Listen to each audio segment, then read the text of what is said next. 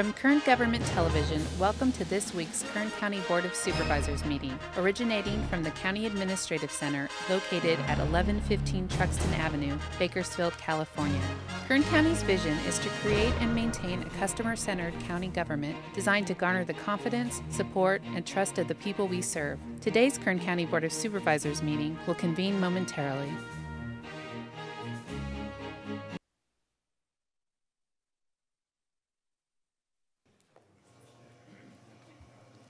Good afternoon and welcome to the 2 p.m. session of the Board of Supervisors on this, the 11th day of December, 2018. The Board will reconvene. Madam Clerk, would you please call the roll?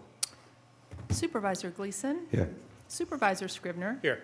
Supervisor Maggard? Here. Supervisor Couch? Here. Supervisor Perez? Here. Thank you, colleagues. Our County Counsel, Margot Rezan, would you please give us a report on actions taken in closed session? Good afternoon, Chairman, members of the Board.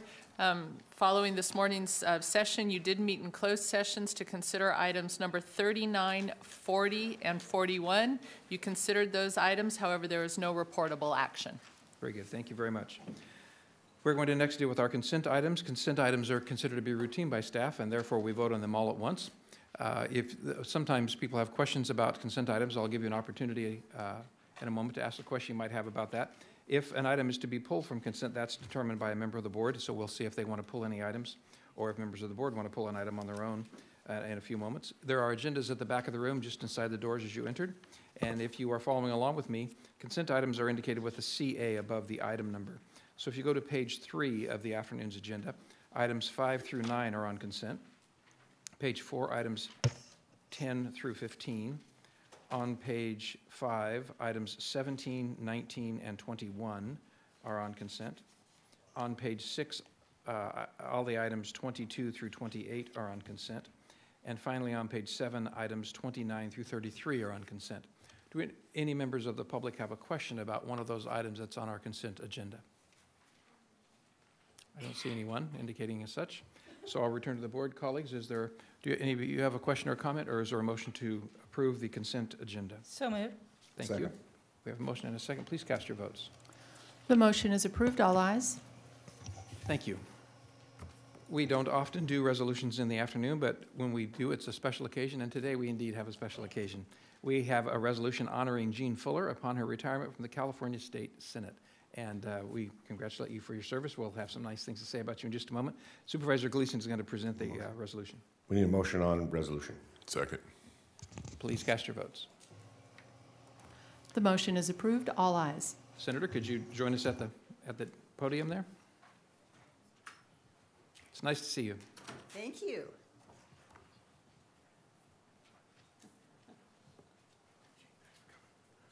We're gonna face this way. The cameras are gonna be on us.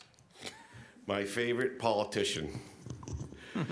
You know, this is the first time I think I've ever seen Jean where she wasn't with Russ. I mean, they're like a pair. They're like twins. Her husband Russ has been a devoted supporter of you and your career for as long as I've known you. And honestly, I don't think I remember seeing you without Russ being there. And as a fellow pilot, flying you all over your district, it was sure a challenge for him, but a pleasure seeing the great work you did up in Sacramento representing us. So I got some stuff to read here, and it's a resolution from the Board of Supervisors. And I'm not going to read the resolution, although Megan wrote it beautifully. I found this other thing I think I'll stick with because I can read it. It says, Jean Fuller, introducing Jean Fuller to us in our county. Born and raised in Kern County, Shafter. They had a boxcar, I think it was it. Received her associate's degree from Bakersfield College in 1970. Her BA from CSU Fresno in 1972. A master's in public affairs from CSU Los Angeles in 82. Her PhD from UC Santa Barbara in 1989. She supplemented her education with coursework and seminars at the University of Southern California. Horrible football team, but a great school. Harvard University, well, that's in Boston, so it's got to be good. And Exeter College at Oxford University. Served as an educator in the Central Valley for more than 30 years. She's been a vital member of our community. Her professional career is no less impressive than her educational career. She includes the Kern County Museum Authority Board, Boys and Girls Club of America, Jim Burke Educational Leaders Forum, Kern County Superintendent Administrative Advisory. Statewide leadership roles include California Schools Board Association, Association of School Administrators, the Institute for Educational Reform. Fuller was named the California Superintendent of the Year by the American Association of School Administrators for the 2004-2005 school year. Earned national recognition for school improvement in 1998 when awarded the AASA Leadership for Learning Award. First elected to the California legislature in 2006, she's represented the 32nd Assembly District, succeeding fellow Republican Kevin McCarthy, who was elected to Congress. Fuller went on to win the election for the California State Senate, the 16th State Senate District, in 2010. In 2015, Senator Fuller authored Senate Bill 111, securing federal funding for schools that serve military families. Big, important deal for Kern County. Thank you very much. 2012, Senate Bill 1397, Archery Hunting Firearms Bill, received archery provisions for the Fish and Game Code to authorize peace officer to carry firearms while hunting deer. You know, these are just a bunch of words, Senator Fuller, that capture your career, but you're a beautiful person. You're a tremendous resource for Kern County. My wife and I are thrilled to have had the pleasure to know you. Kern County has only benefited every way from having you as a member of our community. Jean, thank you very much for all you do, and this is yours. Thank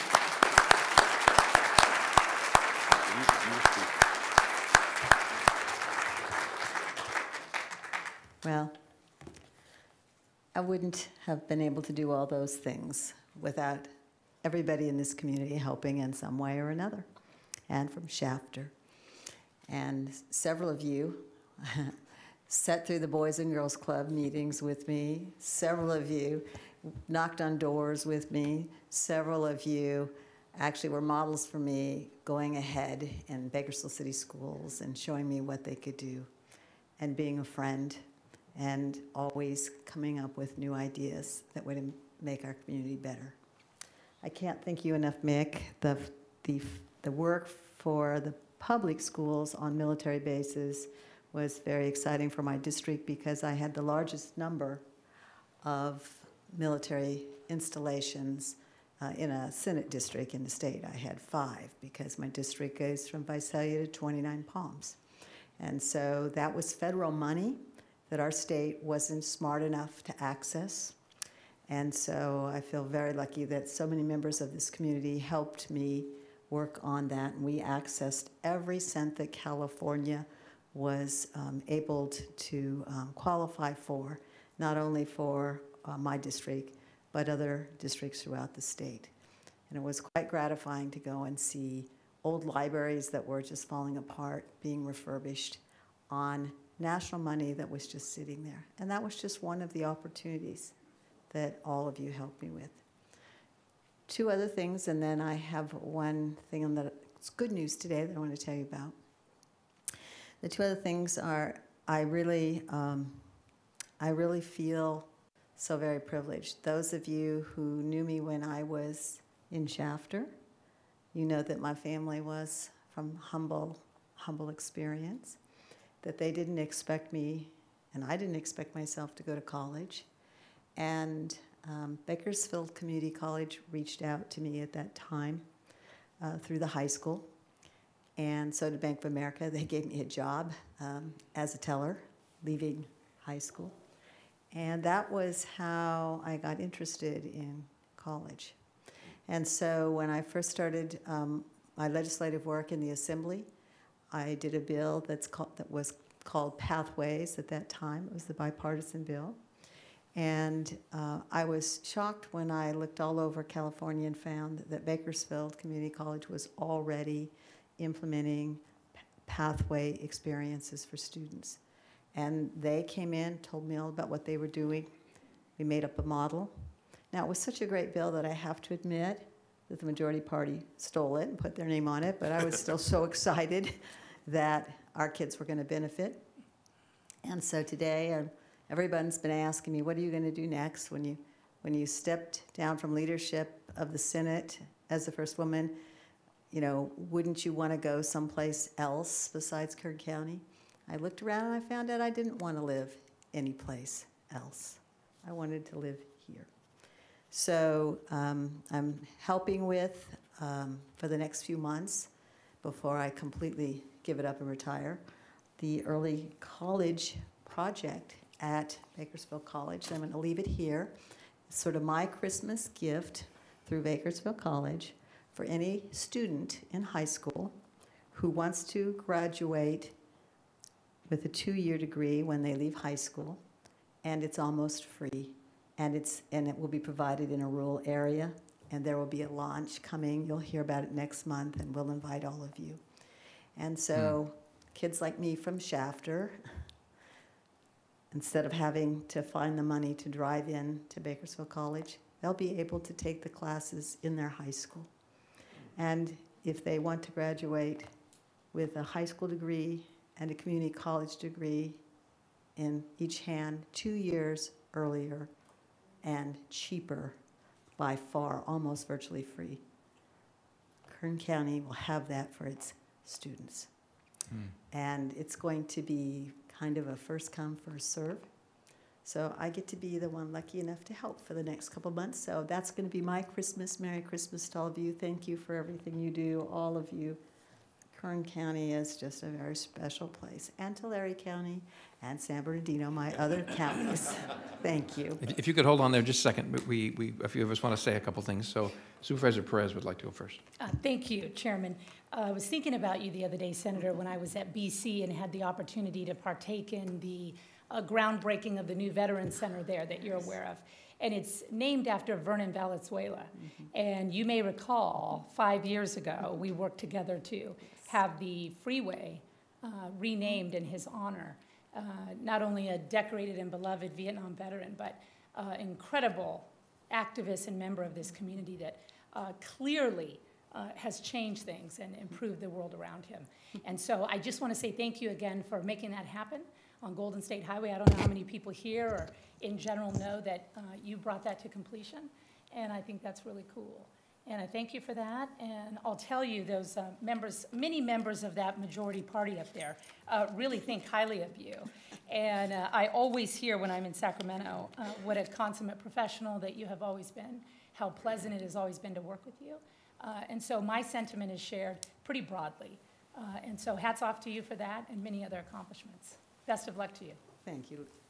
Always enjoyed all of our projects that we did together that turned out fun and really good for the community. Thank you for your service.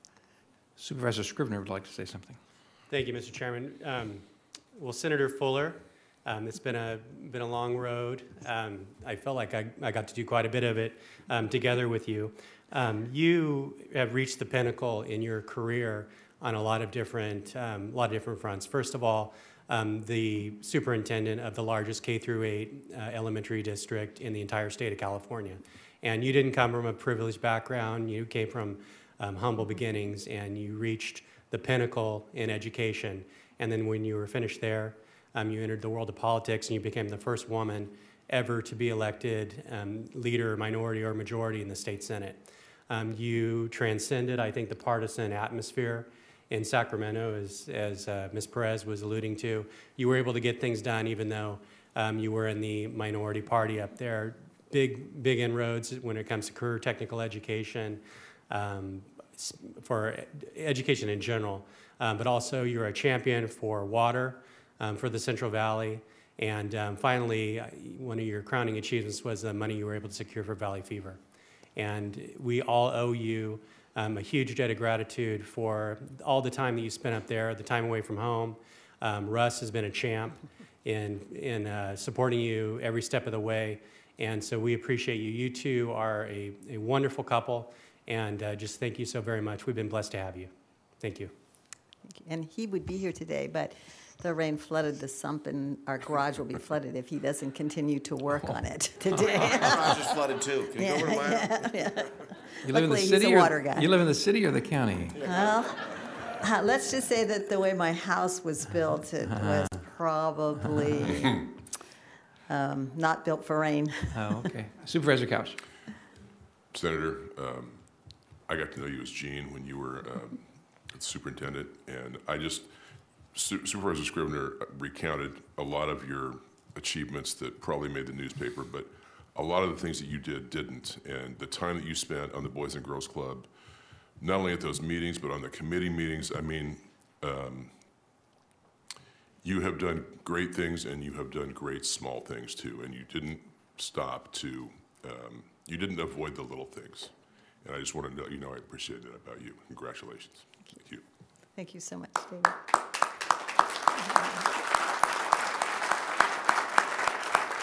And I wanted to say that I wanted to say that you helped. It was interesting that Supervisor Perez indicated a highway that you named for someone. You helped my family and some dear friends of mine who lost a family member named Dan Archuleta pretty soon after you got going there. It was one of your first ones, I think, and you were just kind to help with that. You're an interesting combination of strength and meekness. You are kind and merciful, and you can be ferocious, and nobody questions your strength, but you do it with grace. That's a very unique thing in politics, and I admire that greatly. So congratulations, enjoy a long and blessed retirement. Thank you all. And I'll tell you one quick story, so the next person coming will have that to aspire to.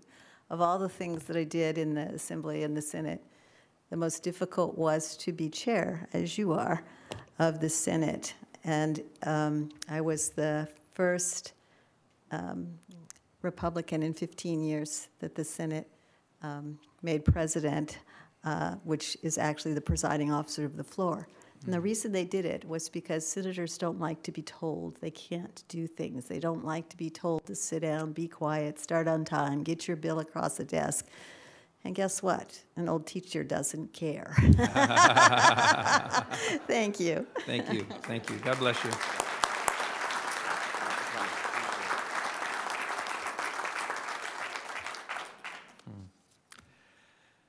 There probably won't be another one like her. We're going to hear public comments, public presentations at the end of our meeting today. Next is board member announcements or reports. Any colleagues on the board have a report or comment they want to make? The next is item number 4, which is a request from the Kern County Planning and Natural Resources Department. And Ms. Oviatt, would you open this up for us?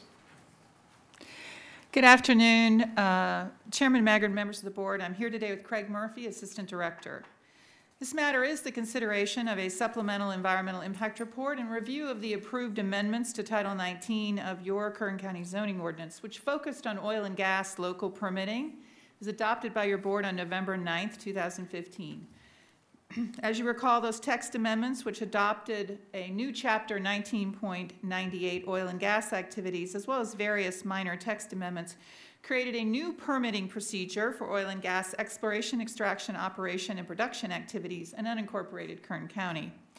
This new ministerial process, meaning over-the-counter, required compliance with adopted development standards for setbacks and other protective measures, including 88 mitigation measures that address mitigation for impacts to air, generation of greenhouse gases, biological and cultural resources, noise, land use, and aesthetics. Details of the process, as well as the supplemental EIR, can be found on our oil and gas permitting website. This department has so far issued over 5,100 permits over the last 3 years of implementation using this new process. Several parties filed lawsuits challenging the adequacy of the certified EIR, and the cases were consolidated before Judge Eric Bradshaw of the Kern County Superior Court. We have provided the findings in that case in the supplemental EIR, and on April 20th, 2018, the court issued a judgment that upheld the final EIR in its entirety, except for requiring supplemental analysis on 2 issues. One issue was impacts to rangeland and grazing land, and the other was impacts from the potential of using road paving as a potential future means of mitigation to reduce designated air emissions. The judgment did not vacate any portion of the ordinance or the EIR, and we did continue permitting. To put this in perspective, in front of your dais is the entire printed version of the original environmental impact report, with the exception of 2 of those volumes, which is the supplemental EIR. And out of that entire document, only these 2 issues were found to be deficient by the court. The court issued a writ of mandate. We have summarized the actions that were necessary to be taken in the staff report. 1, within 45 days, send a letter to the Air District with a copy of the judgment, which was completed. And 2, we were required to do an analysis of rangeland, grazing land, and whatever environmental impacts, and address this issue of road paving as an air emission. And upon completion of this analysis, bring it back through the process. We chose to go through the whole process, including a notice of preparation, a supplemental environmental impact report, and went to the Planning Commission, and it's before your board. As we noted, the November 9th, 2015 certified EIR has a comprehensive analysis of potential impacts to biological resources, including biological resources that were located in the rangeland grazing lands. The land disturbance factors were also used to evaluate potential impacts to important farmland mapped, as well as prime farmland and statewide importance. The issue became that we did not comprehensively look at the grazing and rangeland and the impacts, since Appendix G of the CEQA guidelines does not actually discuss or include a threshold for evaluating those impacts. The project EIR did not specifically and separately evaluate the significance of potential impacts to rangeland grazing land, but of course we have sufficient information to do that. So this action before your board addresses both the issues found to be deficient in the final EIR for oil and gas permitting by the court, completes the court's direction, and after today's hearing, we will then be submitting all of this back to Judge Bradshaw for review and completion of the Superior Court judgment. As a reminder, the project area encompasses 2.3 million acres, which is the 3,700 square miles of the San Joaquin Valley portion of the, where we have potential or confirmed oil and gas resources. It only applies to unincorporated areas of the county. It does apply to Bureau of Land Management land, where the surface is private and the underground is a federal mineral lease. There's about 150,000 acres of that. And we have assumed that all new well activities in Kern County would occur in the project area. And we also analyzed anything that was adjacent to a BLM or a federal ownership, such as tanks or other extensions of that. So we did a conservative estimate of all of the impacts. In order to facilitate the detailed analysis, and this is comprehensively shown in your staff report, the project area is divided in the original EIR into 3 sub-areas: Western, Central, and Eastern, and 5 tiers. Those tiers are described, and those tiers were used in the supplemental environmental impact report. The first issue that I'd like to address is road paving for air mitigation offsets. As you know, your board has executed with the San Joaquin Valley Air Pollution Control District an emission reduction agreement. This implements mitigation measure 4.3-8. There is a fee that is based on how deep the oil activity is, how deep do they drill. There's a chart. They pay a fee. That fee, along with a 4% additional fee that goes to the Air District, is then sent to the Air District, and the Air District staff does offset grants. So these are grants to do things like change out your fleet, change ag engines to better diesel or to electric. So far, you will be receiving your annual oil and gas report in approximately a week. So far, we have sent $47 million of air mitigation money from this industry to the Air District to clean up the air. Road paving was originally identified in the staff report as a potential future offset mechanism, as a reference to a potential idea.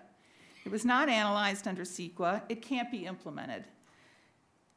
So in our evaluation of the court's direction, we have determined that future road paving as being used so that you could get credits or you could apply for a grant should not be one of the possibilities. It still needs to go through a CEQA analysis. It was not analyzed in this SEIR. We've discussed this with the industry.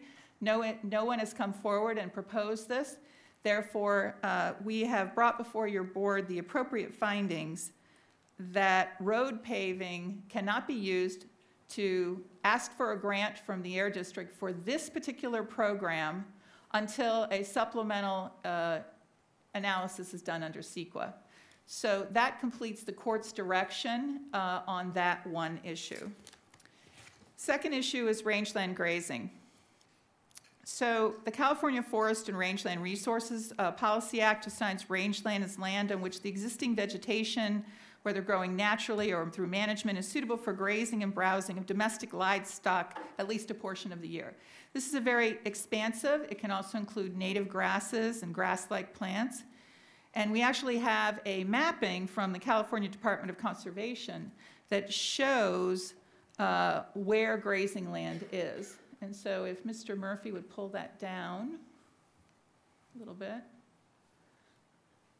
So if Mr. Murphy would point out, the yellow is low productivity, the medium is kind of an orange, and the high is red. We did an extensive analysis of all of this rangeland. We also looked at the California rangeland. And we actually showed that since 2006, grazing land has increased by more than 100,000 acres in our survey area.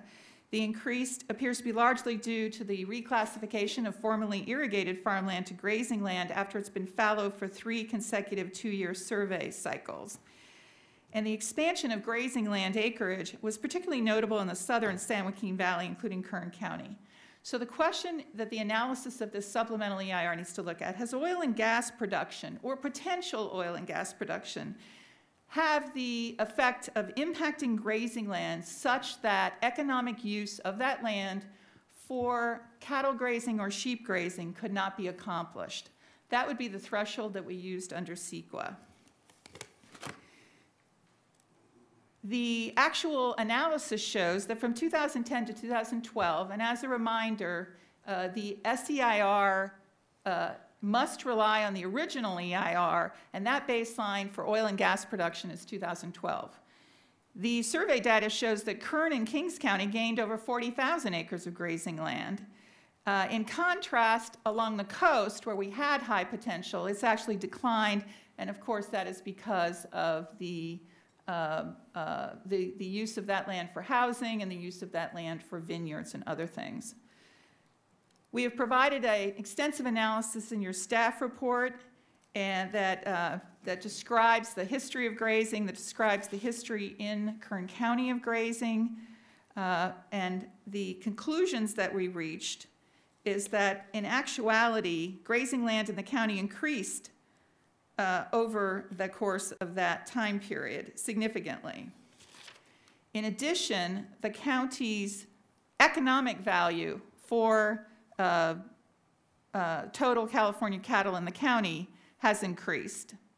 The county has accounted for 4.6% of the state's total cattle inventory in the 1987 census, yet in the 2012 census, it accounted for 6.4% of the state's inventory. We have provided the sheep and cattle percentages in the staff report, noting that the sheep grazing has declined while the cattle has increased. Approximately 982,166 acres of the project area consisted of grazing land in 2012. We did do a survey, as you can see from some of these pictures, we did do a survey of our oil and gas operators, and we did obtain leases. We also the county retained an expert on grazing management who does grazing management plans to provide information for the supplemental EIR. And what we discovered from this analysis is that the most intensive livestock grazing has actually occurred in the same portions of the project area where oil and gas has occurred for decades. This has been a compatible use for decades. rather than a decline in grazing because of oil and gas production, there's actually been an increase as we've had a stable use of those projects.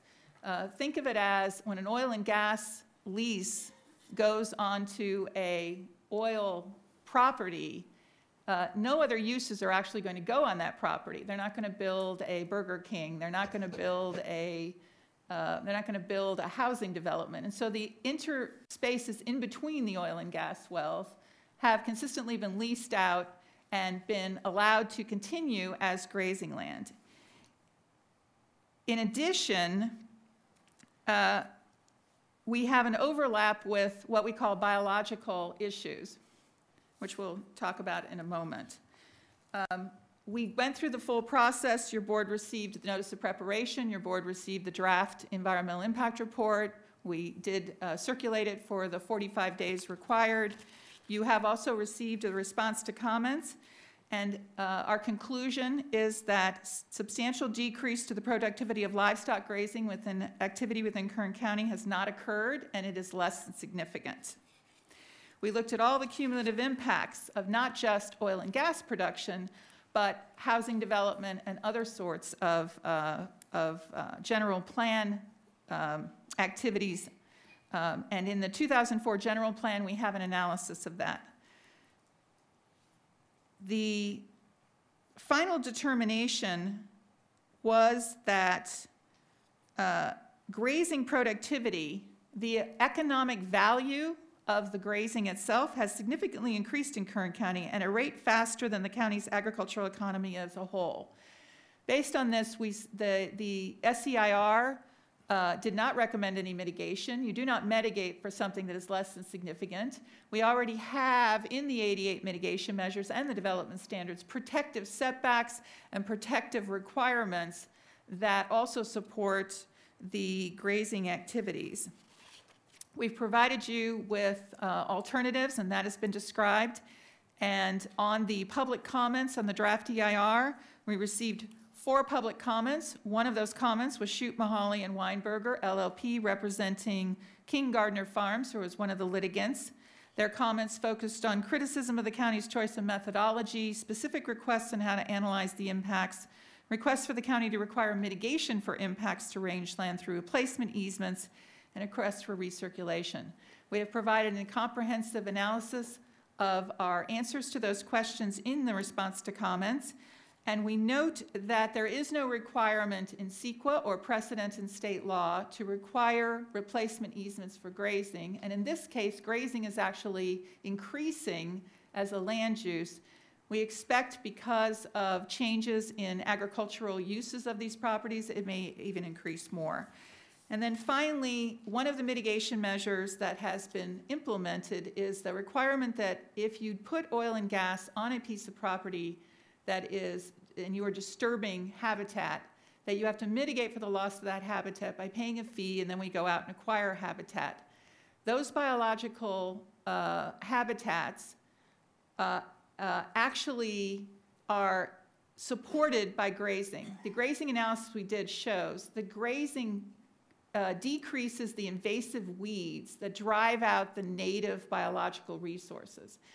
And we have in the SEIR a comprehensive analysis and support from our biological support that shows that in reality grazing is a contribution to preserving the natural biological habitat by managing naturally the invasive weeds that drive out, those grasses that drive out the natural habitat that we want to support.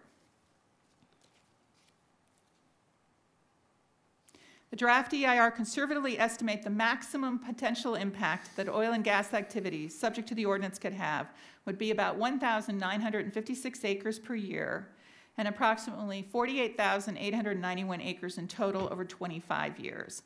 Based on substantial evidence, we conclude that this is a less than significant impact on rangeland grazing land productivity and no mitigation is required. Planning Commission met on November 8th, 2018, and public testimony was open for comments and support were received. We've summarized that. Public testimony was closed, and the Planning Commission has recommended approval of this.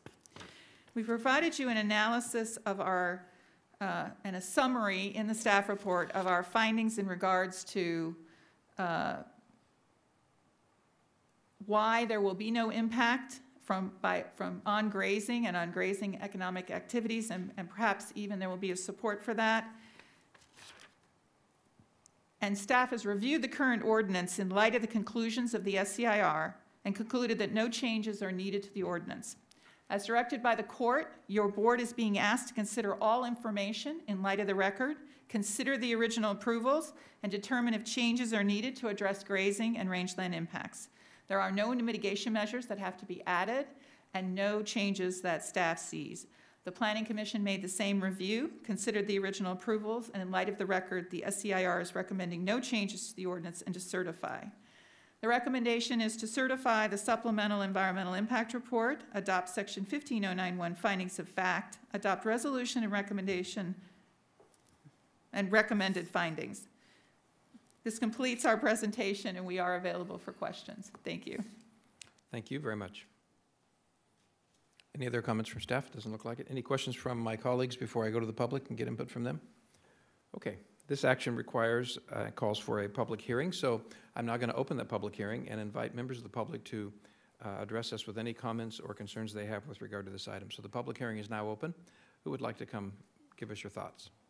Please give us your name for the record and proceed.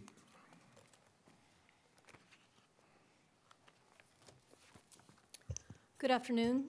My name is Suzanne Noble. I'm with the Western States Petroleum Association. I'm the Director of Operations here in California. WSPA, Western States Petroleum Association, also known affectionately as WSPA by some.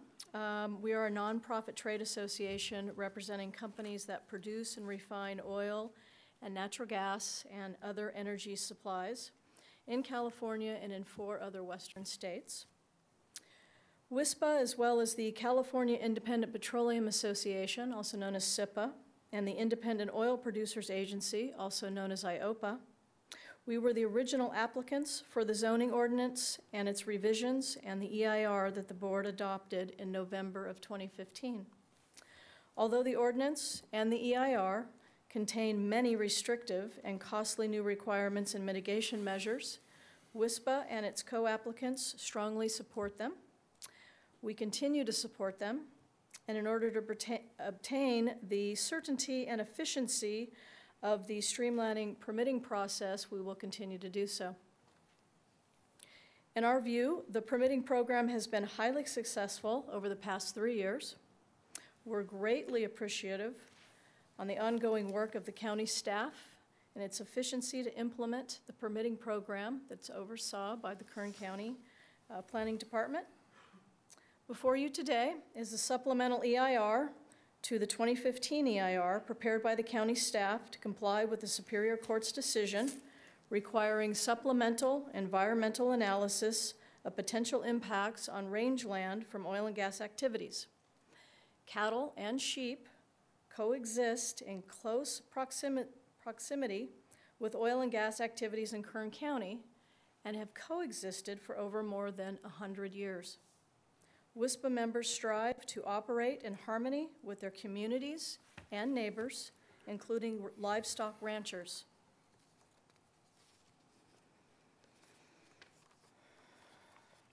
WSPA members value the opportunity to lease their land for grazing as a part of land management strategies to control non-native vegetation, reduce fire risk, and preserve habitat.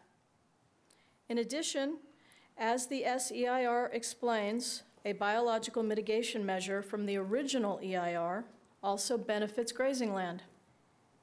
By this, we require mitigation for all ground disturbance for oil and gas activities. We agree with the supplemental EIR's conclusion that oil and gas activities do not have a significant impact on rangeland and no new mitigation measures are required. WSPA supports and agrees with the supplemental EIR discussion of road paving as a measure to reduce air emissions. No applicant has expressed interest in doing so currently, but road paving could be approved as an emission reduction measure only after additional environmental review. WISPA respectfully requests that the Board of Supervisors certify the supplemental EIR. We appreciate the board's support of the oil and gas permitting program, and we look forward to its continued success with economic and environmental benefits for both the county and our industry. Should board members have any questions for the applicant group, I'm here together with WISPA's counsel as well as company representatives, and we are all available to provide any additional information you may need. Thank you for your time today. Thank you. Are there others who would like to speak? Good afternoon. Good afternoon. Gabriela Gonzalez, last name Gonzales, with Kern Citizens for Energy, Chairman Maggard, members of the board. I'm here on behalf of Kern Citizens for Energy and our more than 10,000 members in Kern County. Kern Citizens for Energy was founded to support local energy production and all of the men and women working in this industry. Kern Citizens for Energy represents individuals in Kern County as well as 5 incorporated cities, 10 chambers of commerce, hundreds of small businesses, and representatives from our healthcare, education, nonprofit, and public safety organizations throughout Kern County. Kern Citizens for Energy supports the Supplemental Environmental Impact Report for the Kern County Oil and Gas Ordinance. As noted in the SEIR, the longstanding coexistence of rangeland grazing with oil and gas development in Kern County is mutually beneficial. It is important to understand that cattle and sheep grazing have historically occurred within oil producing areas in Kern County. Both are vital contributors to the economic health of the county. Putting new burdens on grazing on or near oil and gas lands or on oil and gas development on or near grazing lands would undercut their mutually beneficial relationship and reduce the availability of productive land for both activities. The oil and gas industry in Kern County is responsible for 40,000 local jobs and $300 million in annual Kern County property taxes. Our community is healthier, happier, and safer when we have access to abundant, affordable, local energy. Thank you. Thank you. Good afternoon, Chairman Maggard, members of the board. My name is Nick Ortiz with the Greater Bakersfield Chamber, and I'll say it, I think Lorelei did perfectly the first time. So I think in all seriousness, in crafting the supplemental report before you today, Director Oviatt and her team, the applicant group, and the impacted stakeholders have done a very good job in responding to and analyzing the very narrow issues raised by and the specific direction from the trial court. By approving the supplemental, I think that you reconfirm your commitment to the innovative land use and planning processes and programs that have been put in place that really proves that Kern County is not a place where economic development and environmental protection are mutually exclusive. So we request you approve the supplemental. Thank you. Thank you, Mr. Ortiz.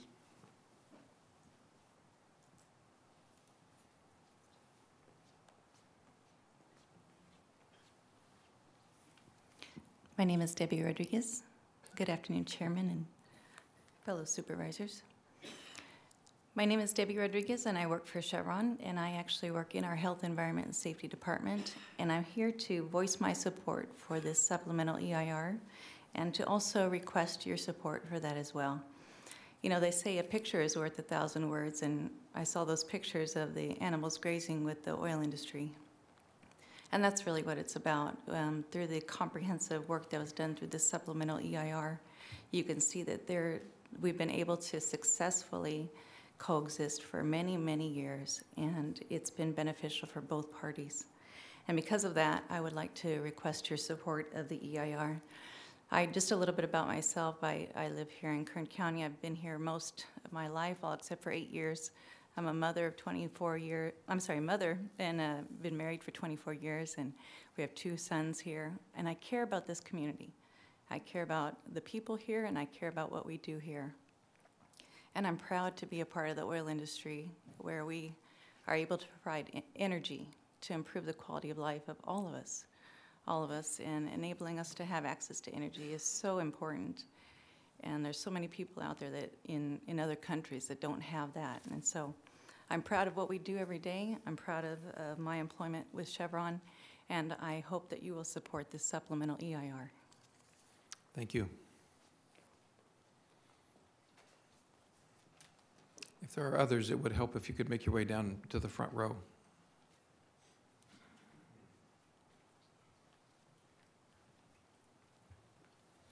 Good afternoon. Good afternoon. My name is Mike Crane. I'm a surface maintenance advisor for Chevron. I've worked in Chevron here in Bakersfield for just under 7 years. Outside of Chevron, there are 5 generations of my family in Bakersfield, so Kern County is our home. I'm an advocate for agriculture education programs, a board member of the Independence High School FFA alumni, and a Kern County Fair Livestock Committee member. I'm here to give my support for the Supplemental Oil and Gas Environmental Impact Report, or SEIR. In the SEIR, the collaboration between ag and oil is highlighted. The SEIR explains the importance of grazing near oil production facilities. Growth and accumulation of vegetation, especially in dry conditions, is a major contributor to the risk of fires and increased frequency and severity of fires in Kern County. Livestock grazing reduces the accumulated vegetation and serves as a valuable means of reducing our fire risk. Eliminating or restricting grazing on or near land used for oil and gas development would result in increased fire risk. For this reason, the SEIR has the support from the Kern County Firefighters Local 1301 and the Kern County Cattlemen's Association. As an employee of the petroleum industry and a resident of Kern County, I have a vested interest in supporting the future of Kern County through responsible energy production. Our oil industry creates thousands of local jobs and generates 30% of all county property taxes, which supports our local schools, roads, and public safety. Kern County's permitting structure, thanks to the comprehensive EIR, is working extraordinarily well with over 5,000 permits efficiently processed since January 2016 under the strictest environmental regulations in the country. We don't need additional restrictions on our production. Thank you for your continued support of the local petroleum and ag industries and for approving the Supplemental Environmental Impact Report. Thank you. Thank you, sir. Chairman Maggard, members of the board, Russell Johnson on behalf of the Associated Builders and Contractors. ABC represents the member companies that build the wells, drill the wells, and service the wells, and build the infrastructure that makes enhanced oil recovery possible in California. Just as a quick note, we worked hand in hand with the Kern County Planning Department when the first EIR was approved, and we worked to get our passport orientation program, what's called a WEEP certified, that's Worker Environmental Awareness Plan certified, and that was helpful because that helped expedite the amount of folks that needed to get approved and get WEEP certified under the new Kern County Oil and Gas EIR. Our organization stands in support of the supplemental EIR, and we just urge your yes vote today. Thank you. Thank you.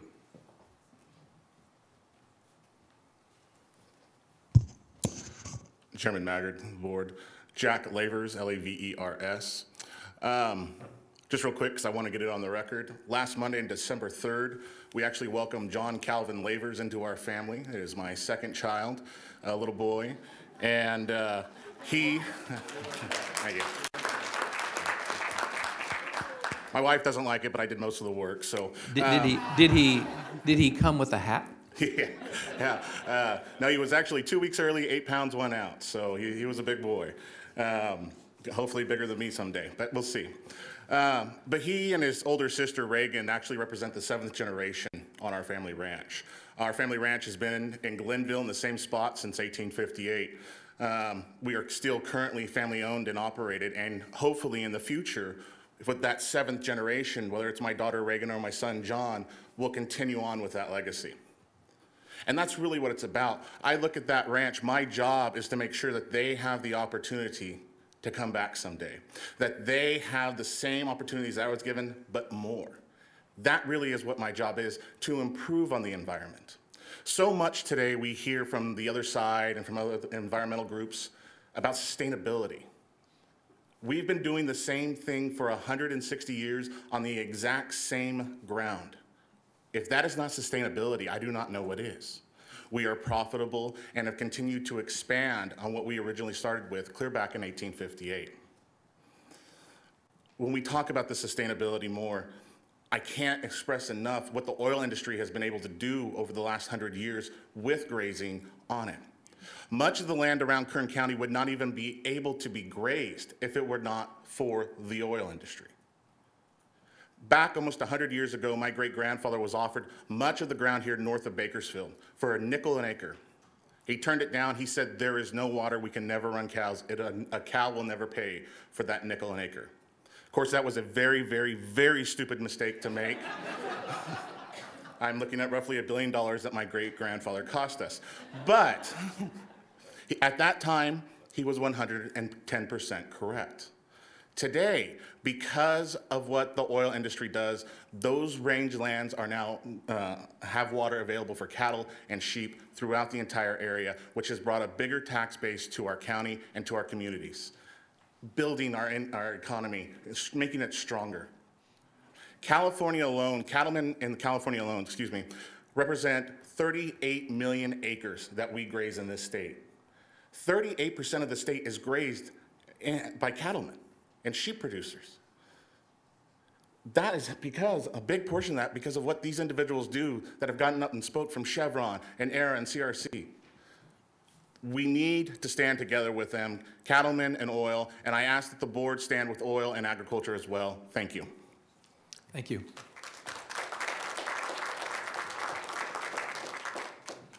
Are there any others that would like to speak? Is this the last one?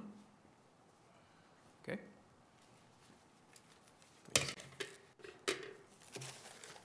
Good afternoon, James Hull, resident of Northeast Bakersfield. I encourage your support for the Supplemental Environmental Impact Report. I'm a strong supporter of the oil and gas industry in Kern County and across the nation. The hard hat I have here is my dad's hard hat that he used as a petroleum engineer for Chevron during his career of over 35 years. At the production sites he supervised around Kern County in the 70s and 80s. I also believe that this meeting and others like it that discuss the oil and the natural gas industry are a good cause for celebration, as brought out in a Wall Street Journal article Friday, December 7th, about a week ago, that showed that over the week concluding 30 November, the week ending 30 November, the United States became, for the first time in several decades, a net exporter of crude oil and refined fuels, to join its overall net exporter status of natural gas, which happened several years ago. And I believe that's a cause for celebration and a recognition of this county's role in that achievement. Thank you very much. Thank you, sir. Does that conclude the public comments with regard to this item? Then I'm going to close the public hearing. Thank you for your input, members of the public who came today, and those who spoke and those that didn't, and return to the board for comment and action. Colleagues? Supervisor Gleason. Motion on staff's recommendation. Thank you. Supervisor Couch. I'll second unless our staff needs to, shaking her head no, she feels no need to make any comments. I'll second. Thank you. Supervisor Perez. I'll be brief, Chairman. Thank you, Lorelei, for the way in which you have managed the relationships of two of our economic engines that have prompted Kern County to be where we are today. And I don't think that that's an easy thing to do. Anytime there are two people, I think regardless of where they come from, you have profoundly different, passionate opinions about what should and could happen. And in this case, you had a lot more than two. A whole host of folks whose economic interests, whose livelihood, whose sense of self, and future hope for family and community are really tied up in a lot of these issues. And so I want to say thank you for the maturity and the professionalism that you express to not just our important industries, of which are beloved here, by the vast majority of people, but also to these incredible activists and people around the state and country who care about the future of Kern County and this industry and have contributions to make.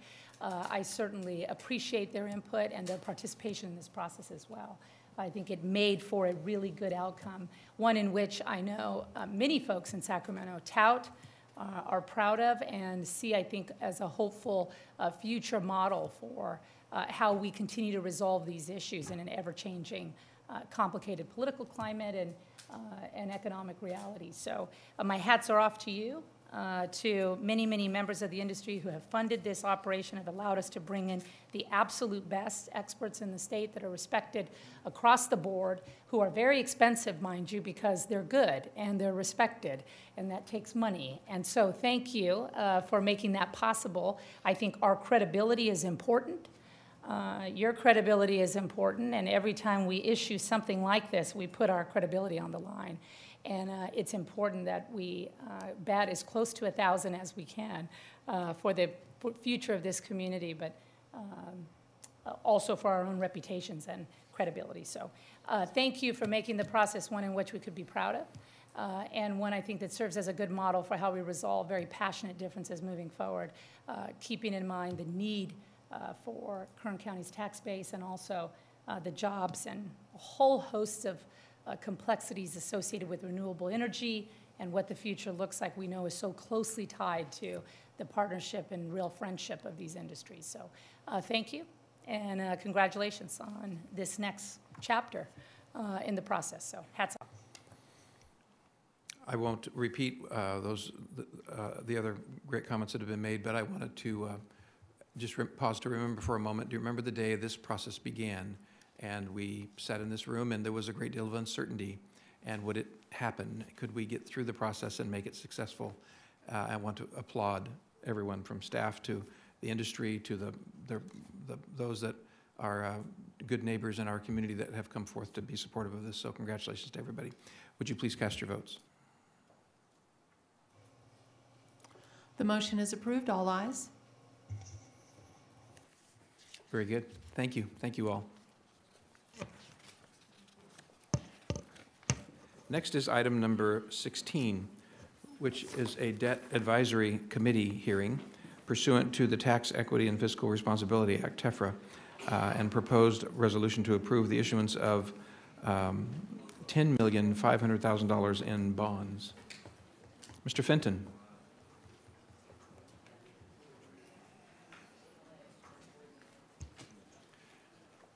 Good afternoon, Chairman Maggard, members of the board.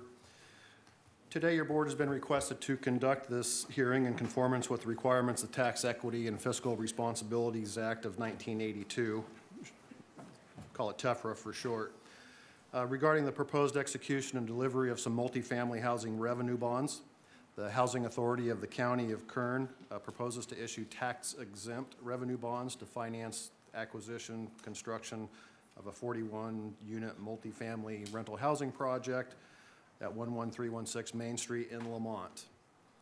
The bonds will be used by the authority to provide a loan to Mountain View Village LP. It's a limited partnership consisting of the Housing Authority and the Golden Empire Affordable Housing. The proceeds will be used to acquire, develop, and construct the project in order to retain affordable housing.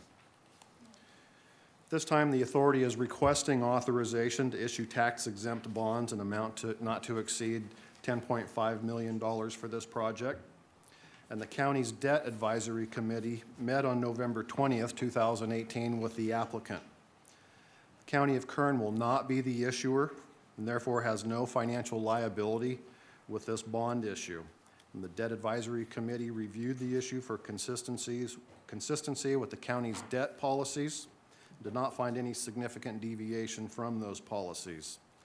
And the committee determined that the project offers a public benefit by providing affordable housing for the next several years. So the committee unanimously approved recommending that your board conduct today's TEFRA hearing to satisfy the TEFRA requirements of a public hearing to determine public benefit and approve issuance of the bonds. The applicant confirmed the bonds will be restricted to a private placement to sophisticated or approved institutional buyers consistent with Rule 144A of the Securities Act of 1933. Section 147F of the Internal Revenue Code requires public agency approval for the issuance of tax-exempt private activity bonds. This section was originally enacted through the 1982 TEFRA Act. Each project proposed to be financed by an issue of private activity bonds must be approved by the governmental unit issuing the bonds and the governmental unit having jurisdiction over the area in which the project is located in order to qualify for tax-exempt status. That's the reason why we're here today. So with that, I'm here to answer any questions. Stephen Pells, Executive Director for the Housing Authority, is also here if you have any questions for him. Otherwise, it'd be appropriate to open the TEFRA hearing and see if any public has comments. Thank you, Mr. Fenton. Do any of my colleagues have questions before I go to the public? Okay, the proposed issuance of these bonds requires us to hold a public hearing, so I'll now open the hearing and invite any members of the public that would like to comment with regard to the issuance of these bonds to come forward at this time. Is there anyone that would like to make comment? Okay, thank you very much. I will close the public hearing and return to the board. The recommended action is to approve the issuance of the bonds and adopt the resolution. So moved. Thank you. Is there a second? Second. Thank you very much. Please cast your votes. The motion is approved. All ayes. Very good. Thank you. Congratulations. Thank you, Mr. Pells, for coming today. Spend it wisely. Next is item number 18, an update regarding sewer service in County Service Area 71. Mr. Fenton, are you getting some help? Mr. Pope? Good afternoon. Good afternoon, Mr. Chairman, members of the board. For about the last year and a half, there's been a little bubbling noise in the background about how we're going to handle sewer out in CSA 71. Today, we'd like to give a little update on that because we've made some real headway, and I'd ask Mr. Fenton to give a report. Thank you, Mr. Pope. Chairman Maggard, members of the board. Last year, in December of 2017, Planning and Natural Resources and the Public Works Department brought forth an update on this topic. Actually, it was a topic including water and sewer in County Service Area 71 and received direction from your board. As Mr. Pope indicated, this is just an update on the sewer issues and the progress that we've made so far. In 1999, I'll make this short. I know we got more to do today, but again, I'll just try and hit the high points. In 99, the county entered into an agreement with the city of Bakersfield where the city would provide sewer service to certain county areas within CSA 71.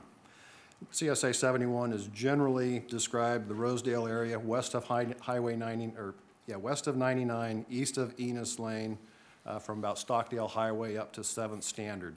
The agreement covered by the city was just a small portion within CSA 71. That agreement identified various boundaries, including an initial sewer service area that the county had paid for at the time of the agreement, an additional eligible area the city would serve if they were paid their associated connection fees and trunk line fees, and a future expansion area the city would serve for an additional contributions toward future infrastructure costs. In 2017, the city notified the County Public Works Department that we had approved developments in the future expansion area without proper approvals from them, and they had concerns about the ability of them providing sewer in the future. After our review, they were right. The county had approved some developments within the future expansion area, and after meeting with the city to discuss solutions, we learned that there were capacity limitations in the city's sewer system that could be exceeded if all the developments, including those within the future expansion area, were to connect to their sewer in the future. And for the foreseeable future, the city indicates they would not be able to accommodate any additional flows above that generated within the combined initial sewer service area and the eligible area identified in the agreement. And just to put a number to it, so I don't have to keep saying that, that was approximately 20,000 homes. The area that they agreed to provide service to per the 99 agreement was about 20,000 homes, give or take. As Mr. Pope indicated, we've been working with city staff over the last year and a half to discuss solutions and alternatives. And once we realized really what the problem was, it wasn't so much the areas where developments were, but it was the volume of flow generated by those developments. So it was decided to take a better look at the boundaries and see if we could come up with a boundary to include some of those developments outside the eligible area, pull in as many of those as possible, yet we still had to stick within that 20,000 plus or minus homes the city had agreed to. At this point, the city and the county have agreed to a boundary, and we're working out the fine details of the agreement, and we'll be back to your board in the next few weeks for you to consider that agreement. At the same time, County Public Works staff has been meeting with North of River Sanitary District to discuss their ability and willingness to serve other areas within CSA 71 that the city will not be able to serve. And those discussions have been very positive. Our staffs continue to work, NOR and county staff continue to work together to try and identify some infrastructure to serve a lot of those areas within CSA 71 to get that to NOR facilities, generally kind of on the northern end of CSA 71. For both the city service area and the NOR service area, these departments are going to continue to work together and come up with a master sewer plan to figure out what infrastructure is required to convey the sewage to the respective facilities. Once we know what the infrastructure is, we can determine cost to get that infrastructure in place. And then at some point, when the dust settles, we're going to need to update the Western Rosedale specific plan, the general plan, the Code of Building Regulations, the Land Division Ordinance, maybe a couple others. And during those updates, Public Works and of course Planning and Natural Resources departments, we're going to be seeking input from your board to possibly consider other policy revisions or changes to those standards to help facilitate development going forward in the future. So that's just a quick snapshot. The update, I think we've made some pretty good progress. We've got some more work to do, but we're on our way. And I'm here to answer any questions. Anything else, Mr. Pope? Just a quick, Mr. Chairman, over the last year and a half, we've gone from a point where the city says stop building out there because we don't know how you're going to handle the sewage you're giving us, to a point where we've reached an agreement with the city that's agreeable to both us and them, and we'll be bringing that forward as soon as we get the details worked out, to a point where we also are designing a definitive plan for sewer in the future out there. So we've made some real progress, and just wanted to bring an update to you. Thank you very much. Any questions by the board before we go to the public? Are there any members of the public who would like to make comment with regard to item number 18? Okay, thank you very much. Well, I'll return to the board and invite the board to make a motion to receive and file. So moved. Second. Thank you. Please cast your votes.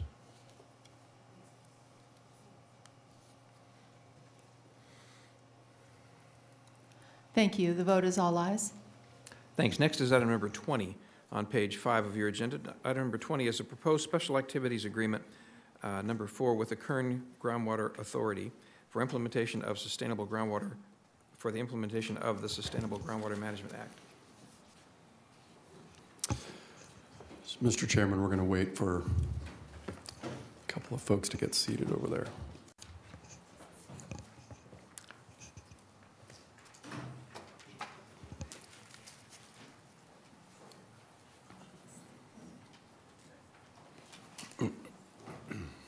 Mr. Alsop, I think you're going to start the conversation. Yes, Mr. Chairman, members of the board, good afternoon.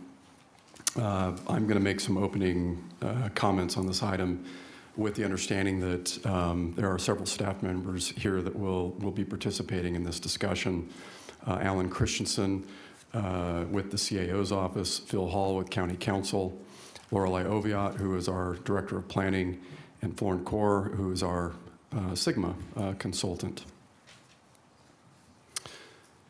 On September 16, 2014, the California State Legislature passed and Governor Brown signed into law several pieces of legislation collectively known as the Sustainable Groundwater Management Act, or SGMA. SGMA requires critically overdrafted groundwater basins like the Kern County subbasin, which is the subbasin on the west side of the Sierra Nevada, not over in East Kern, we're talking about here in the valley, to halt overdraft and to bring these basins into balanced levels of pumping and recharge. Under SGMA, these basins must have a plan to do this in place by 2020. And they are expected to, following that plan, reach sustainability within 20 years. These plans and adherence to them are undertaken by locally created groundwater sustainability agencies. The Kern Groundwater Authority, or KGA, is the GSA for much of the Kern County subbasin. The County of Kern is currently one of 15 members of the KGA, to include the Kern County Water Agency. For those in the audience that might be unfamiliar, the KGA, according to their website, provides local policymakers, stakeholders, and the public a forum to monitor, report, and/or discuss groundwater activities and identify and address any local water issues, and was formed principally for the purpose of coordinating groundwater management programs and activities. The Kern County Water Agency was created in 1961 and participates in a wide scope of water management activities, including water quality, flood control, and groundwater operations, quote, to preserve and enhance Kern County's water supply, the main ingredient for the well-being of an economy, end quote, according to their website. The Kern County Water Agency serves all areas of Kern County, north, south, east, and west. They have a county resident-elected board of directors and collect special property tax assessments on all lands throughout Kern to fund operations.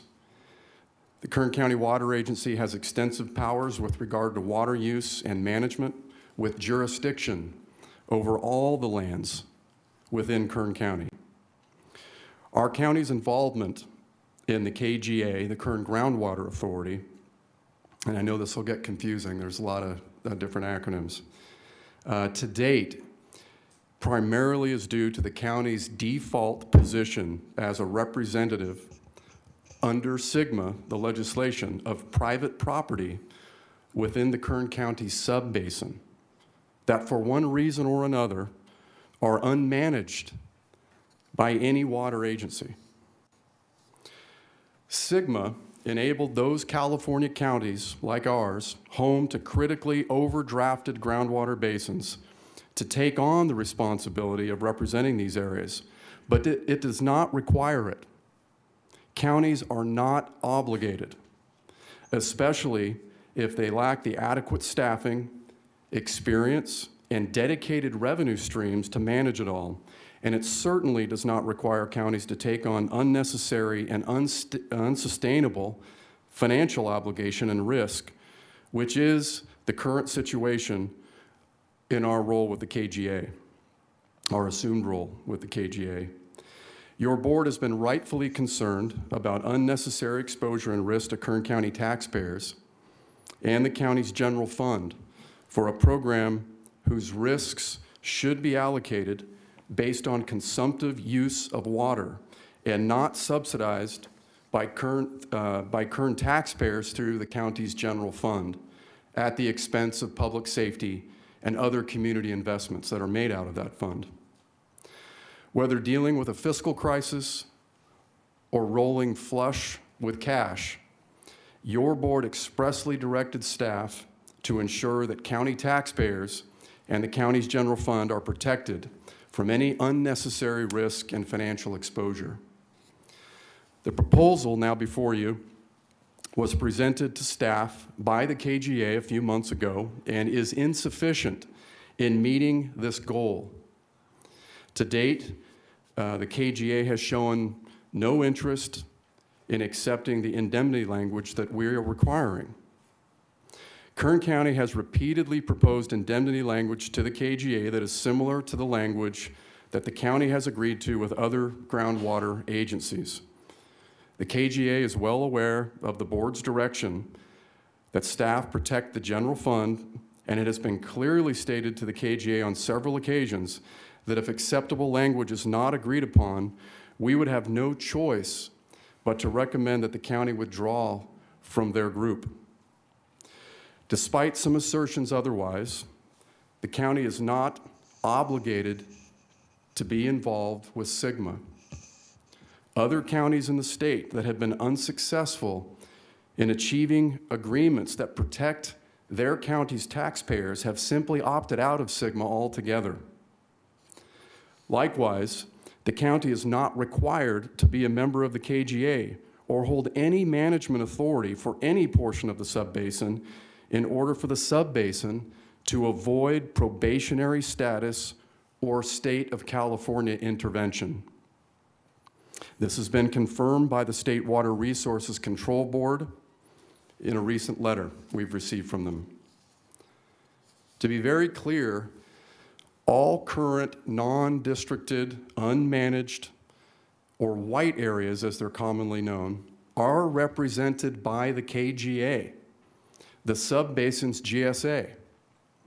Whether or not the county is a member of the KGA, primarily due to the fact that the Kern County Water Agency is a member of the KGA and they hold the jurisdictional responsibility for all lands in the County of Kern concerning water and groundwater management.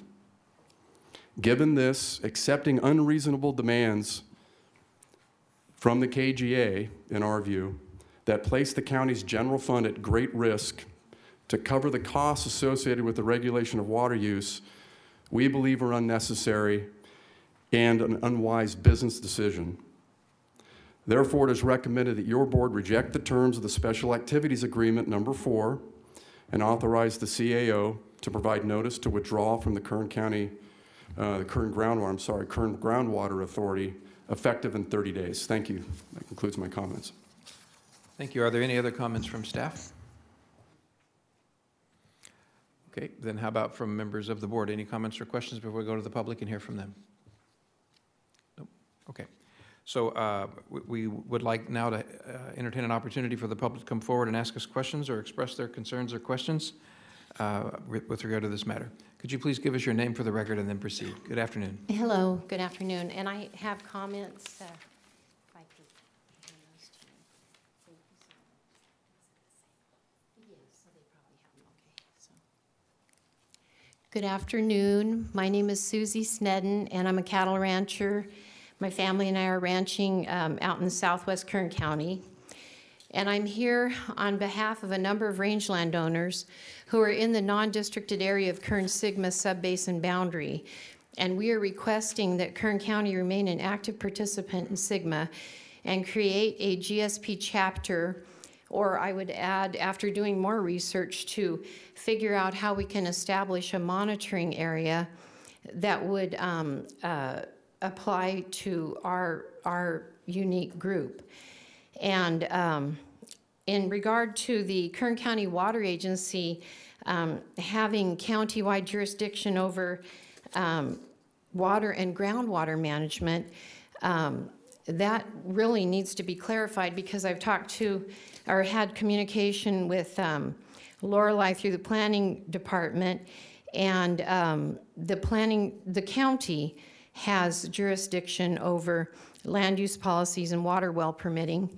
And so when we just make a general comment that the Kern County Water Agency has jurisdiction, we would like to know what that jurisdiction, that definition is, clarify what they can govern, tell us who our elected representatives are, because that's not on their website, confirm their taxing authority. I've had a conversation with their general manager, and he said they have to establish an improvement district before any taxes or special assessments can be levied. And we know that with special assessments, you have to be provided a special benefit, which those of us who are non-irrigators who found our large portions of acreage included in this overdrafted subbasin, we're not part of the problem, but some people wanted us to help pay for the solution, and we do not think that's fair. And so we would ask Kern County to remain the lead agency for us and develop a monitoring area to allow us to achieve Sigma compliance and achieve this through existing land use zoning and the permitting process. Thank you. Thank you. We may have some questions for you before we're done, but okay. Thank you very much. Shall I sit down? Yes, if you're finished. Good afternoon. Hi. Thank you, Chairman and members of the board. I am a property owner in the undistricted area that is within the Sigma Basin boundary. I'm also a contributor to the general fund. And we, as cattle ranchers that do not extract any water from the basin, were just as unhappy as the county was to find ourselves involved in this Sigma issue.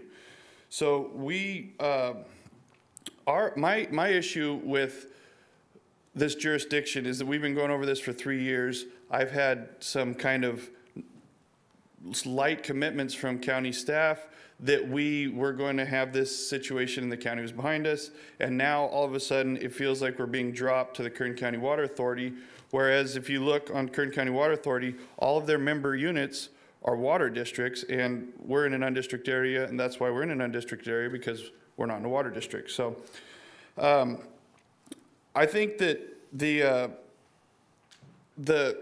issue I have is that when I understand the county trying to protect the general fund from indemnification, but you've got a pothole on every road that can expose the whole general fund if it causes a wreck. And you have these properties that have been paying taxes for hundreds of years, and all we're asking for is a simple plan. It can be based on county zoning that says we're not irrigating, and well permitting, which the county has as well. So I think a simple plan could be put together, and we don't want to be left hanging in limbo by some agency. Kern County Water Agency, talking to staff, they're not aware of us being handed off to them at this point. And they're not even aware if they have the jurisdiction to handle us. So I think it's something that at least needs to be considered more before us undistricted folks are left hanging out there. Thank you. Mr. Snedden, for the record, can you give us your full name? Yes, Austin Snedden. Thank you. Who else?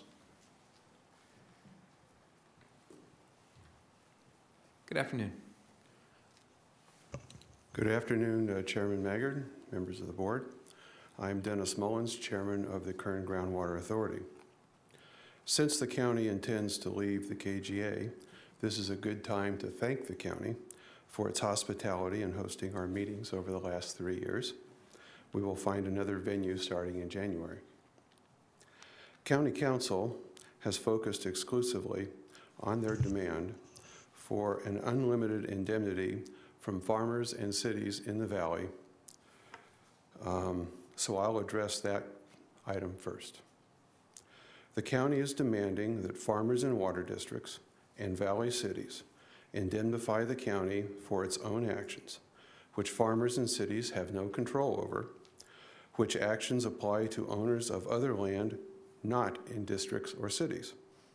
The indemnity would be for any county action, wise or unwise, related in some way to groundwater, including land use authority, well permits, or the exercise of police power. The county's demand is unreasonable to the point of being absurd. Next, please be advised that every paragraph of the staff report in front of you contains a material misstatement of fact. Many of these misstatements of fact were just repeated by the CAO in his remarks earlier. You cannot rely on it for making a decision. I would be pleased to go through the misstatements one by one if you wish. Next, I will focus on one passage that actually is true as far as it goes. On page 2, it says, quote, "The county is not required to take part in the Sigma process or hold any management authority for any portion of the basin," unquote. This is true. The county won't be fined, and none of you will go to jail if you do not help implement Sigma. But it's also true that no water district will be fined, and no district director will go to jail if it doesn't help implement Sigma. However, if local government collectively does not achieve a critical mass of Sigma compliance, the State Water Board will regulate all or part of this valley, likely in a strict and expensive manner. The CAO uses the letter from the State Water Board to say there will be no adverse effects from the county abandoning its SGMA responsibilities. However, in soliciting this letter, County Council emphasized that the Kern County Water Agency is also a KGA member with county-wide jurisdiction. County Council omitted the critical fact that the KCWA has asserted its jurisdiction only over the Pioneer Water Bank project land that it owns and not over any other acreage of the county. So the State Water Board staff's response was obtained under false pretenses. I have zero expectation that KCWA will accept responsibility for the 400,000 acres of unirrigated white area rangelands. Thus, a real risk to plan compliance is presented.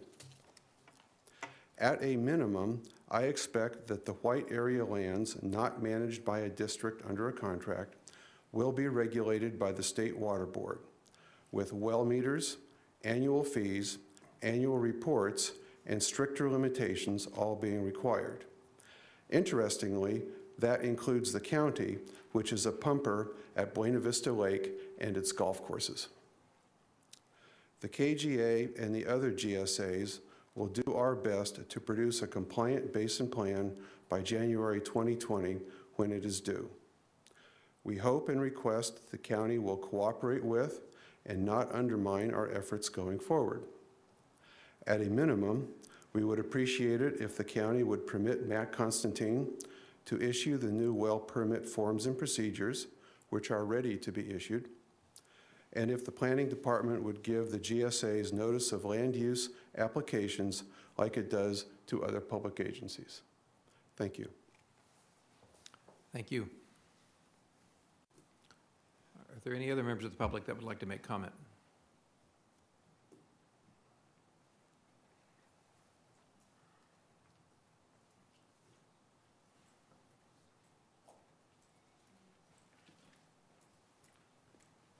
Good afternoon. Mr. Chairman, members of the board, Michael Turnipseed representing Kern Tax. Kern Tax supports the staff recommended action. 3 years ago, I worried about the potential dark hole that we were stepping into. And as the CAO stated, the county is not equipped with the necessary funding, personnel, or expertise required for a long-term water management program. The KGA has refused to assume responsibility for SGMA within the white areas, the county's assigned management area. The lack of action by KGA leaves the county with little action. You have a deep hole out there and you don't know what it's going to cost you. It could cost $100 million over the next 20 years. And where's the money going to come from? You don't have the ability to raise taxes and fees like water districts do. There's a big difference here. Water fees have gone up around the county substantially the last few years, and many farmers are concerned, especially when they see some of these charges on their property tax bill in certain districts. The county no longer has the deep pockets for this risk that many people think they have. Your board must act prudently to eliminate the financial risk from the county's future. Thank you very much for your time and consideration. Thank you, sir. Are there any other members of the public that would like to make comment to us? Okay, the board may ask questions of some of those who have made comments, or staff may engage in a dialogue back and forth, but I'm going to close the public hearing and return to the board. Supervisor Couch. Thank you, Mr. Chairman. Mr. Mullins, you made an offer to tell us where in the board letter the things that are inaccurate. Could you just, you're not being paid by the hour, I assume, so you might be able to do this rather quickly. Where did our staff get it wrong? Can I ask Mr. Chairman that we recognize Mr. Mullins? Oh, yes, sir. Please, Mr. Mullins. Glad to have you back up at the podium. Page 1, first paragraph. Last 2 lines. It says, the county's request to exercise its options under Section 704 was rejected outright by the KGA. The KGA offered to handle writing the GSP, or the plan for the area, offered to handle the monitoring functions in the rangeland monitoring areas that were proposed and promoted by the county in its discussion with those landowners, and to take responsibility for the irrigated lands that are under contract. There's about 25,000, well, there's 400,000 acres of whitelands, roughly. 25,000 are irrigated, and almost all of those are under contract with KGA member water districts. And with respect to those, the KGA offered to take responsibility and to indemnify the county. Second paragraph, second to last line, it says, the county has been presented with a take it or leave it indemnity clause. This is not true. We were waiting for a response to our proposal and trying to work out for something acceptable. That sentence goes on to say, that exposes the general fund to significant litigation and significant costs and litigation risks. No, this is not true, because if there are no pumping restrictions, there are no real risks unless the county misuses its other authorities. And I'd say that in the next several years, no pumping restrictions are contemplated by anyone involved in this process. Third paragraph says, the agreement includes language which makes the county fully and completely responsible for groundwater allocation lawsuits from property owners. This is not true. Section 704 of the Joint Powers Agreement splits the responsibility. The county is responsible for its acts, legally responsible, and the KGA, meaning all the other members acting collectively, is legally responsible for its acts. This is the way indemnities usually work. You indemnify someone else for what you do wrong. You don't indemnify someone else for what they do wrong. This goes on to say, in any management area assigned to the county by the KGA. This sounds like the KGA is the powerful umbrella authority assigning management of areas to the county. This is exactly backwards. The KGA is like the United States under the Articles of Confederation. And since you're all public officials, I'm sure you remember that. At that time, the states were entirely sovereign, and the United States government was just a collection of states who came together to do some things collectively by consensus when there were, say, economies of scale, like sending one ambassador to France instead of 13. And the United States had no territories that it managed. All of the lands in the United States were either within one of the original 13 states, or they were territories claimed by the original 13 states. So, for example, if North Carolina decided to leave the Confederation in 1785, its territory, which is now Tennessee, wouldn't devolve somehow to the United States. It would leave with North Carolina. And that's the same way here. If Wheeler Ridge were to drop out and just stop participating, leave KGA, stop participating in SGMA, then that's a big part of the county that would no longer be governed under SGMA. It wouldn't devolve to someone else. Next page, top paragraph. Last line, it says, to date, the KGA has shown no interest in accepting any indemnity language changes. This is incorrect. The KGA made an offer to compromise indemnity language and actually take over indemnification of these areas that are under contract with KGA members. And since those are the irrigated lands, those are the ones with the likely opportunities for lawsuits. Finally, in the next paragraph, it says, the county's withdrawal from the KGA will not trigger state intervention or the imposition of probationary status. And I say, based on the letter that was sent to the state board, this is an interesting letter county council sent. Half of the letter talks about the Kern County Water Agency and emphasizes its countywide statutory jurisdiction.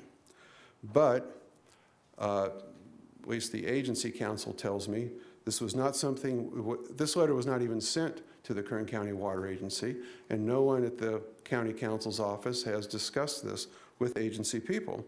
So the response that was received assumes that the Kern County Water Agency is a member of KGA and it exercised jurisdiction over the white areas.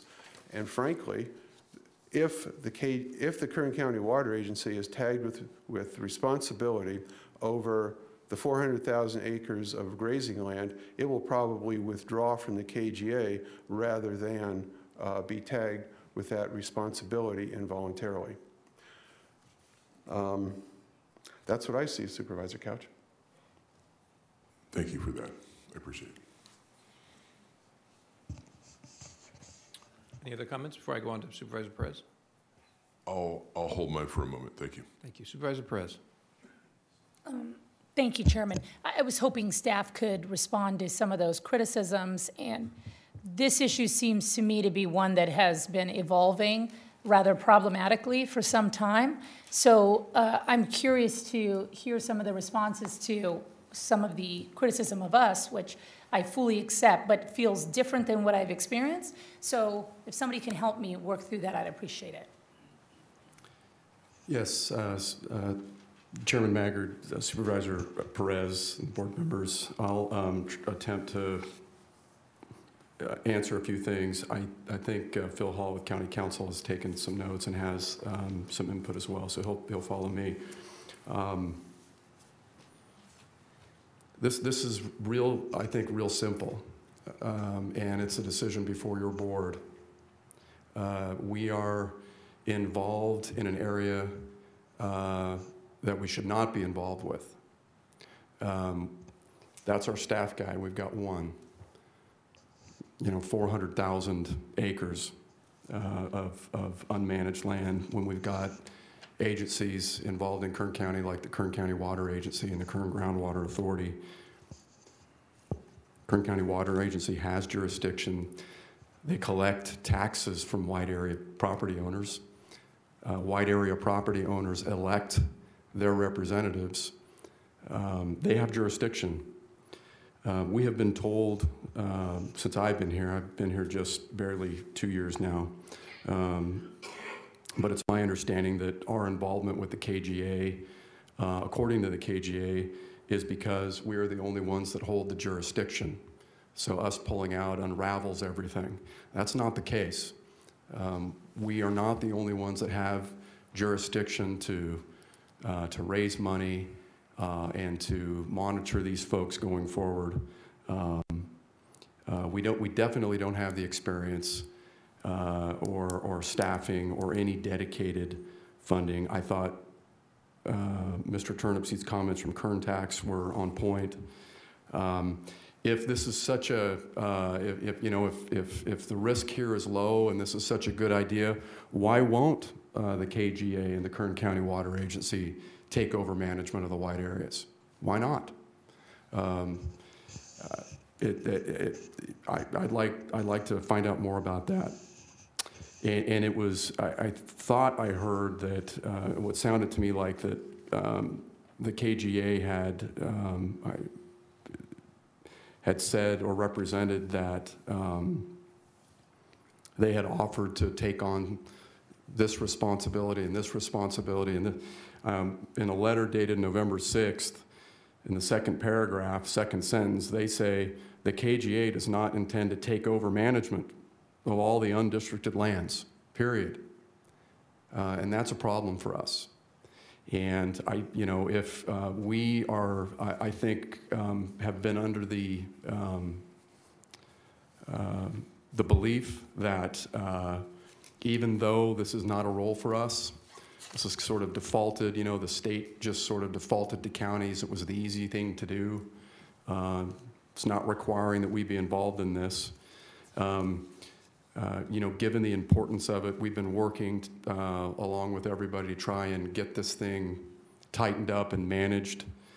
There have been highs and lows in that effort. But at the end of the day, we don't, we should not be involved, and we're not obligated to be. I think that we were hoping to get this indemnification that we enjoy in all of the other groundwater basins that we're involved with here in Kern County. We wouldn't be having this discussion, I don't think, if it would have been just given to us. And at this point, it's really, you know, I don't know if there's much negotiating to be done. It's pretty simple. It's not necessary for, again, not necessary for us to be involved in this, and for those reasons, I think we need to get what we believe we need to protect county taxpayers. But I'm going to hand it over to Phil because I know that we have a lot of other things to address. Sure. I guess, Chairman, first I'd like to kind of address this issue about 704, which is inside the JPA, and it's inside the original Special Activities Agreement, which the Special Activities Agreement before you does not have a Section 2G in it. Section 2G was in the Special Activities Agreement you signed a year and a half ago, Special Activities Agreement number 3. That allowed the county to turn over management of areas to KGA. For some reason, it's not in the Special Activities Agreement. 704 allows us to do that, and we asked KGA to take that responsibility back in October. The letter we received on November 6th, as it's been pointed out, says KGA does not intend to take over management of all of the undistricted areas. So I'm a little confused because I believe I heard Mr. Mullins to say that KGA had offered to take over all of the areas. Not exactly sure where the disconnect there is. That leads us into the next point, the take it or leave it. Well, I read this letter to say it's take it or leave it on the indemnity clause. I think anybody rationally reading it would take that conclusion. Could you read that language that is so unequivocal? Sure. KGA does not intend to take over management of all of the undistricted lands. That's where they're at. So this was their offer back to us, and their offer back to us was, we will manage certain areas, which we've all agreed makes logical sense hydrologically, because you can't manage an area the same in the northeast corner of the basin as you can in the southwest corner. So having them tie on to regulatory bodies next door makes sense. One thing that was mentioned is Buena Vista being in the white area that's not regulated. That's actually not true. Buena Vista is inside West Kern Water West Kern Water District, and it will be part of that GSA. So as an example, we are involved in GSAs, so not exactly sure where that was headed as to what property we would have that wouldn't be managed. I'm a little concerned by a comment he made. At one point I heard him say that there would be no litigation because for several years there wouldn't be pumping restrictions, but then later he indicated that there would be pumping restrictions. Frankly, I don't know how you can manage this basin at some point in time in the future, whether it be 5 years, 10 years, 15 years, without significant pumping restrictions. This basin is overdrafted according to the state. It's overdrafted significantly. There's not a lot of imported water to be found to take care of that, so there will in fact be pumping restrictions. One of the problems we have with the Special Activities Agreement is it requires us to take responsibility for any lawsuits related to pumping restrictions. Pumping restrictions are an issue that requires and it deals with the entire basin. In other words, if somebody, because we're dealing with a zero-sum game of the amount of water, if somebody is given a higher allocation and thus a less of a pump restriction than somebody in the white area, and the person in the white area wants to challenge that, we are now held responsible for that litigation. As far as the Kern County Water Agency, the Water Agency is aware of this issue. They are on the Kern County Groundwater Authority Board. The Kern County Groundwater Authority Board received our letter of October, so I'm kind of surprised that the Water Agency wouldn't know about this. I think that's it for any answers I have right now.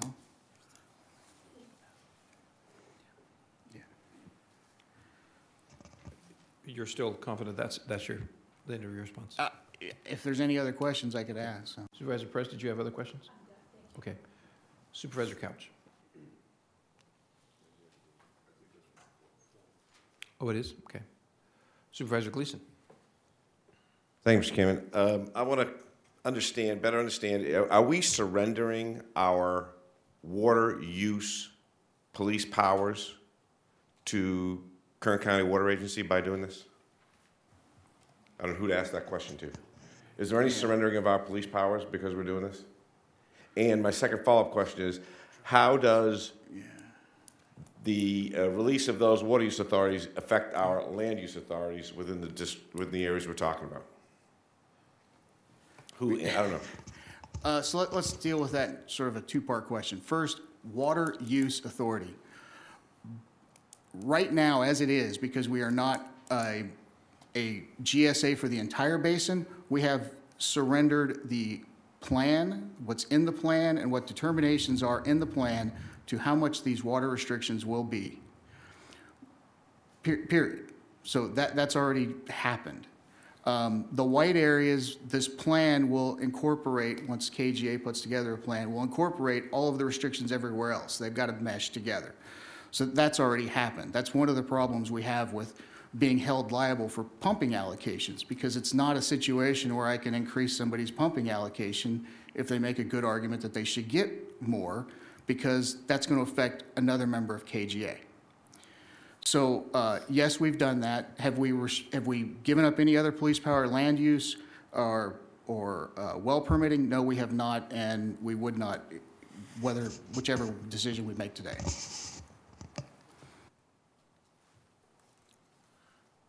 Lorelei Oviatt, Director of Planning and Natural Resources. Supervisor Gleason, through the chair, if I could separate out two issues which have kind of been collapsed today.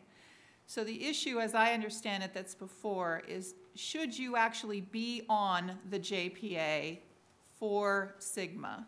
That's my understanding of what you're being asked to decide today.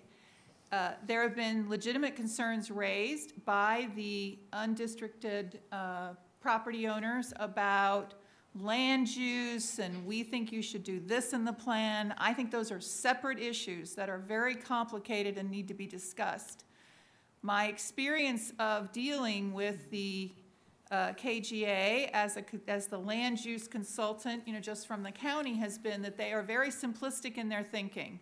The county board should just restrict this use. The county board should just adopt this zoning. As you know, those are very complicated issues for you. You represent many different kinds of property owners. For example, while it's true that grazing land, they may not be pumping, they are an A district. They could irrigate tomorrow. The A district is very expressive. You have given the agricultural districts extensive land use powers from the perspective of zoning. They can come in tomorrow with no CEQA, no EIR, no CUP, and build a cold storage processing facility. And that's part of our support for business. It is not that easy to make these determinations that, you can just ask the county to start restricting zoning. We are different from the other people on that JPA. Your board controls land use, and there are many economic development issues and many issues that you need. You have no exemption from CEQA to change zoning. Just as a reminder, this whole plan, this whole groundwater sustainability plan is exempt from CEQA. It's the one thing they got in the Sigma. They don't have to do a big EIR. But as soon as you start managing land use, restricting anything, or putting together any plans, we have to pay and do an EIR or other issues.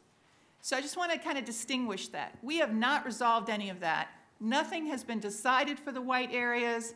As far as I know, we're all still in conversation about what to do.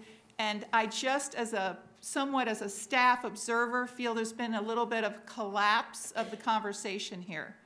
So I just wanted to distinguish out. No decisions are being made by your board today about what should or shouldn't be done with the management of the undistricted areas. This instead is a legal advice and determination by the CAO as to our vulnerability of being on that I called it a JPA, I apologize, it probably isn't. Being on the, it is, okay. Being on the JPA, and I only take exception to one phrase that Mr. Mullins used. He used the phrase, misuse your authority. I am not aware that your board ever has misused your land use authority. And so I don't think you have to worry about being sued and losing over misusing your authority. I think we could be sued over land use, and that could happen right now. We have no bigger responsibilities by being on the JPA. In other words, the presentation has been made occasionally that, well, you're going to get sued anyway. So asking for this indemnification really doesn't protect you. Land use law, and what I am responsible for working with county council on, is a very well-defined field of law. It's been in place since 1923, since Euclid versus Ambler. We know zoning, we know takings. This is all the Supreme Court has brought down ruling on water in regards to land use. That's all very clear. I would ask Mr. Hall and Ms. Razan, you know, this whole water law and this whole issue of SGMA is very unclear. We don't have any Supreme Court decisions on SGMA. It's all a whole new area of law. So part of the question I was asked by Mr. Alsop was, you know, our risk in land use at implementing this GSA, in my mind, it's the same risk we have now. We'll do a general plan. We're postulating putting more policies into our general plan that will work with the GSA. I want to assure your board that whatever the decision is made, that my department will continue to coordinate with the GSA, review their plans, send them notices. I've been sending them notices. I still haven't gotten one comment yet from the GSA, and we send them every notice that we have on our projects. I expect at some point that might change. And our job is to provide your board, provide your board with options.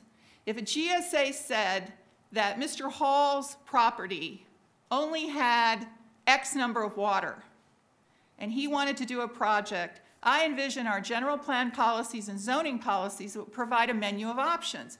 Well, Mr. Hall, if you do an EIR, you'll have to come up with water transfers. Go and find water. Go buy out 100 other acres of smaller lots. Make them into one big lot and transfer those waters. Those are all things that your board will continue to do, and we will continue to talk about whether you're in this JPA or not in this JPA. So I just wanted to kind of bring my kind of slightly outsider viewpoint that we're talking about two different things today, and the CAO's office has only brought one. I understand. I thank you very much. Appreciate that perspective. My thinking on that is that tell me what someone thinks about this. Our job is not going to be perhaps this SGMA, this KGA gets to the point where they're saying, when no one comes and applies to us for a land use or a water use to put a hotel or to put a car wash or do any of those things.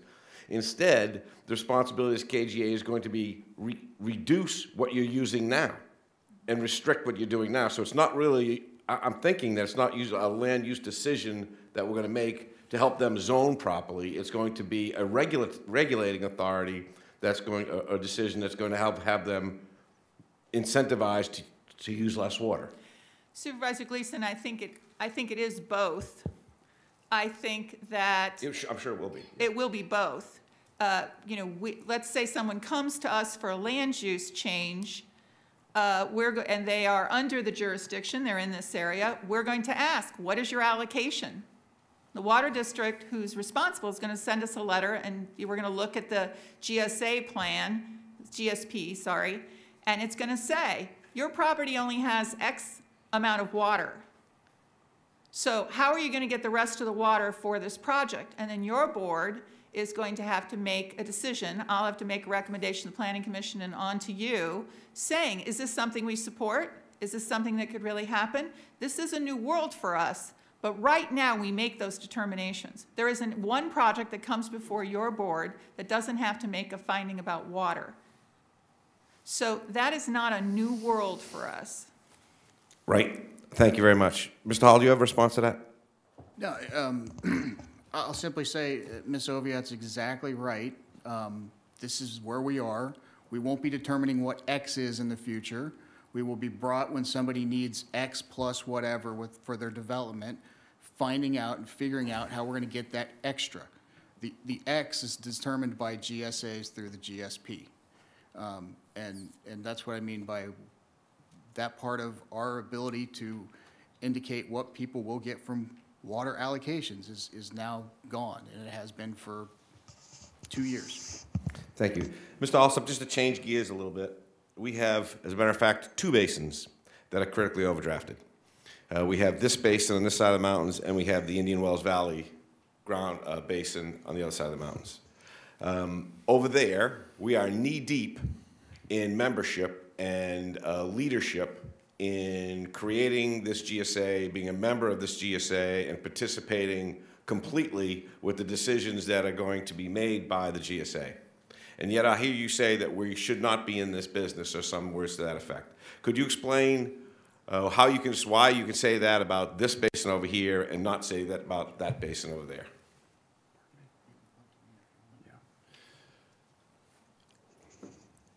We're in a unique position in this subbasin that is the subject of this meeting here, and if you don't mind, Chairman Maggard, Supervisor Gleason, I'm going to ask Phil Hall to describe for you and the folks watching what the differences are between this one and the ones that you're talking about in East Kern.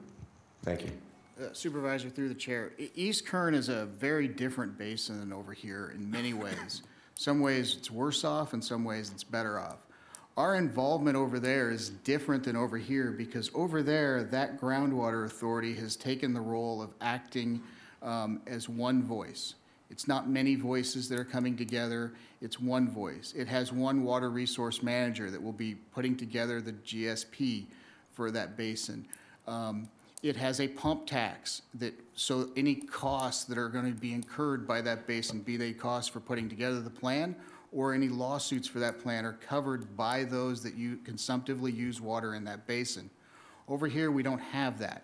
In fact, one of the issues we have with the KGA JPA is it expressly prohibits us from implementing a pump tax that would pay for any costs of litigation that really should be borne by everybody in the basin. That is not what we have over there. Our involvement over there is in many ways at a staffing level minimal, I would say. We don't require a water department. We're not going to require anybody to go around and monitor anything. Those are things that we would be required to do over here because of A, the size, and B, the way KGA has presented this package to us, I would say. So understanding that, Mr. Alsop, would you qualify your statements to say that we shouldn't be in this business here, in this basin?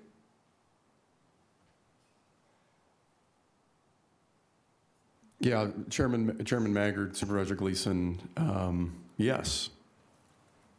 I don't believe that we ought to be in the position that we are in as a county as it currently stands with the KGA in this basin. I believe it is of great risk in the tens of millions of dollars over a long period of time to the general fund in financial liability.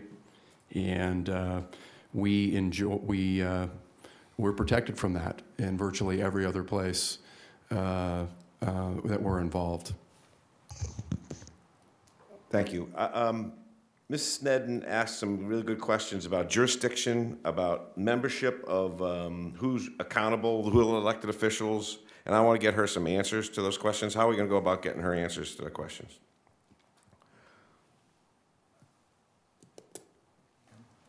Yeah, we could take a shot at answering those for you, Ms. Snedden, now, or... Can I just make one brief comment? I spoke with the general manager this morning of the Kern County Water Agency, and he said they have no regulatory role whatsoever in Kern County.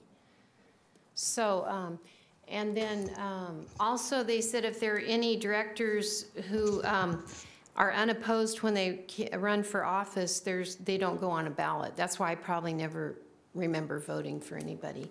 But they also have no map to show who the director is for certain areas. If they take in the entire county, it's a great mystery. And I recommended that they be more transparent and improve their information available to the public. So there are a lot of questions before the county, what appears to be surrenders the wide area, especially the rangeland owners, to the Kern County Water Agency.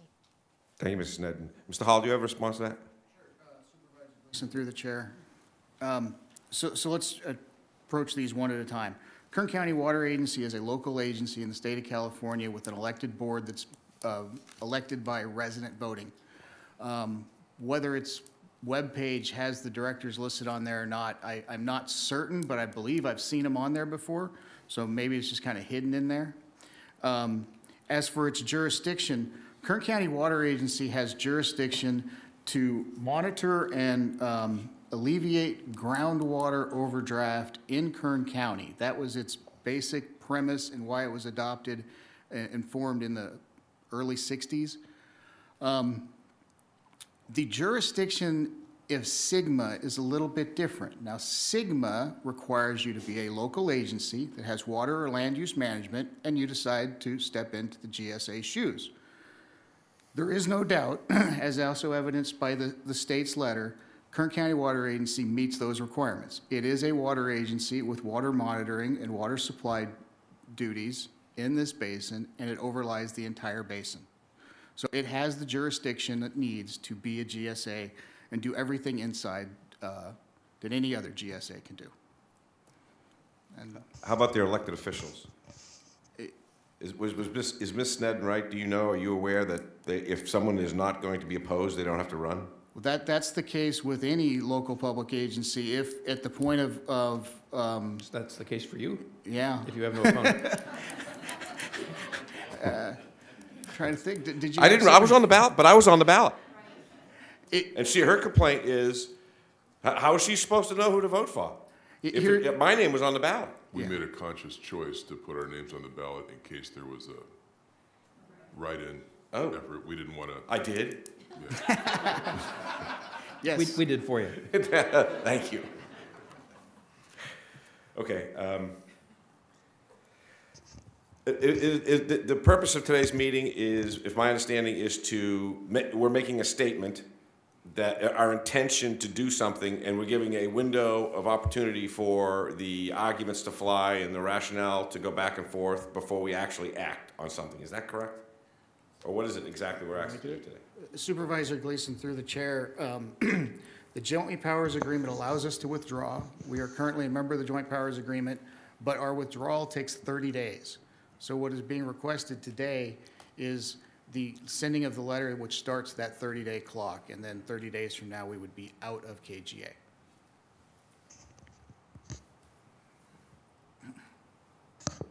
There was a comment.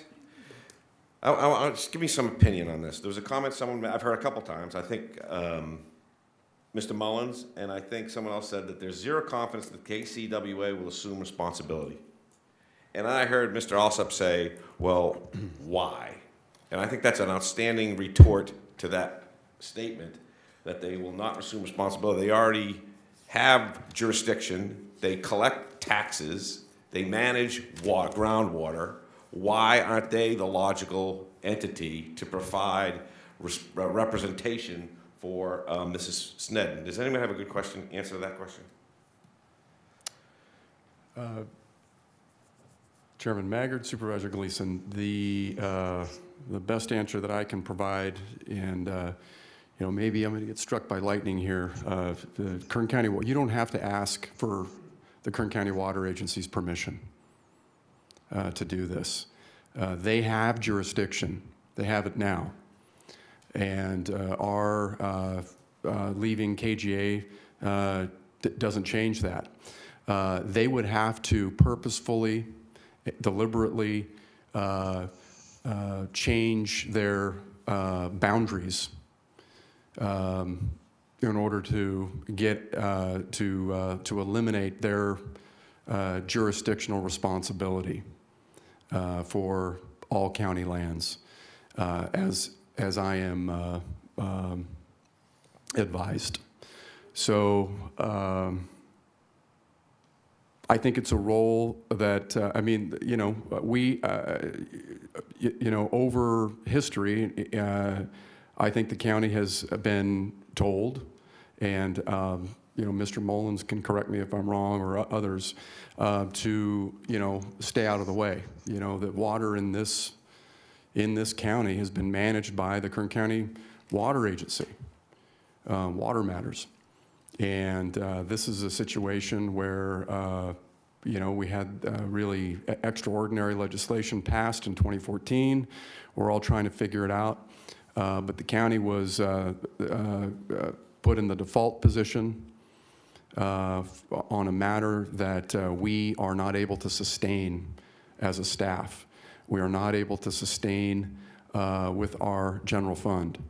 And I don't believe that your board should continue to be involved with it unless we get the indemnity language from the KGA that squares away the unnecessary exposure and liability that we foresee for our taxpayers and the county's general fund. So unless that, unless we, if we do this and pull out and give 30-day notice, unless we get some agreement from them in the next 30 days, I believe that your board should be out of this.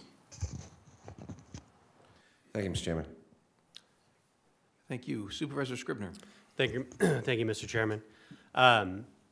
Before I've been on this board for 8 years, now almost nearly 8 years. I've had the honor and the privilege to be here. But before I was here, I served as a Bakersfield City Councilman, and I was on the water board with Supervisor Couch for 6 years. And Mr. Florencore, who now consults for us, he was our director of that department for a lot longer than I was there, of course. But and so we appreciate having his expertise here now. But my point in saying that is that when I got on that board, that water board, it was a committee that we all had committees we served on. One of the first things that I got to learn about was the litigation world in water, and how expensive and long that litigation can carry on. We were in litigation. The city of Bakersfield is a water provider, and so they have customers. And when expenses go up for a water agency that has customers, they're able to assess those customers additional costs to pay for that litigation, or whatever the case may be. You have to make improvements to the system. If you're looking to go out and acquire new sources of water, you're able to assess your customers for those costs. And we were in a long lawsuit with a couple of very large water agencies over a source of water, and a lot of it had to do with an effort to put water down the Kern River. I'm not going to go into the details because a lot of it's hard to remember and it's very complicated, like everything in the water world is. When I came onto this board, one of the issues going on in my district was the water adjudication in the Antelope Valley. And that had to do with a situation where the basin was overdrafted. People were pumping more water than was going in the ground, so it wasn't being replenished. And so one group of folks sued another group of folks over how much they were pumping. You had several large farming interests. You had the city of LA. You had Edwards Air Force Base. A lot of people who were involved in that. And the County of Kern stayed out of it. When I got on the board, folks came to me wanting us to get in. And basically, we continued to decide to stay out of it, largely because of the expense that it would have encumbered the taxpayers of Kern to a great degree if we would have gotten involved. And here we have a situation where this basin in the valley is overdrafted, I want to say between 600 and 700,000 acre feet a year. So you're pulling 600 or 700,000 acre feet of water out more than what's going into the basin, either through natural precipitation and recharge or deliveries that are coming in. And so what I've been told that means is that maybe up to a third of the farmland in Kern County will have to be fallowed in order to bring this basin into balance. And so someone's ox gets gored in this process. And the question is, whose and how much.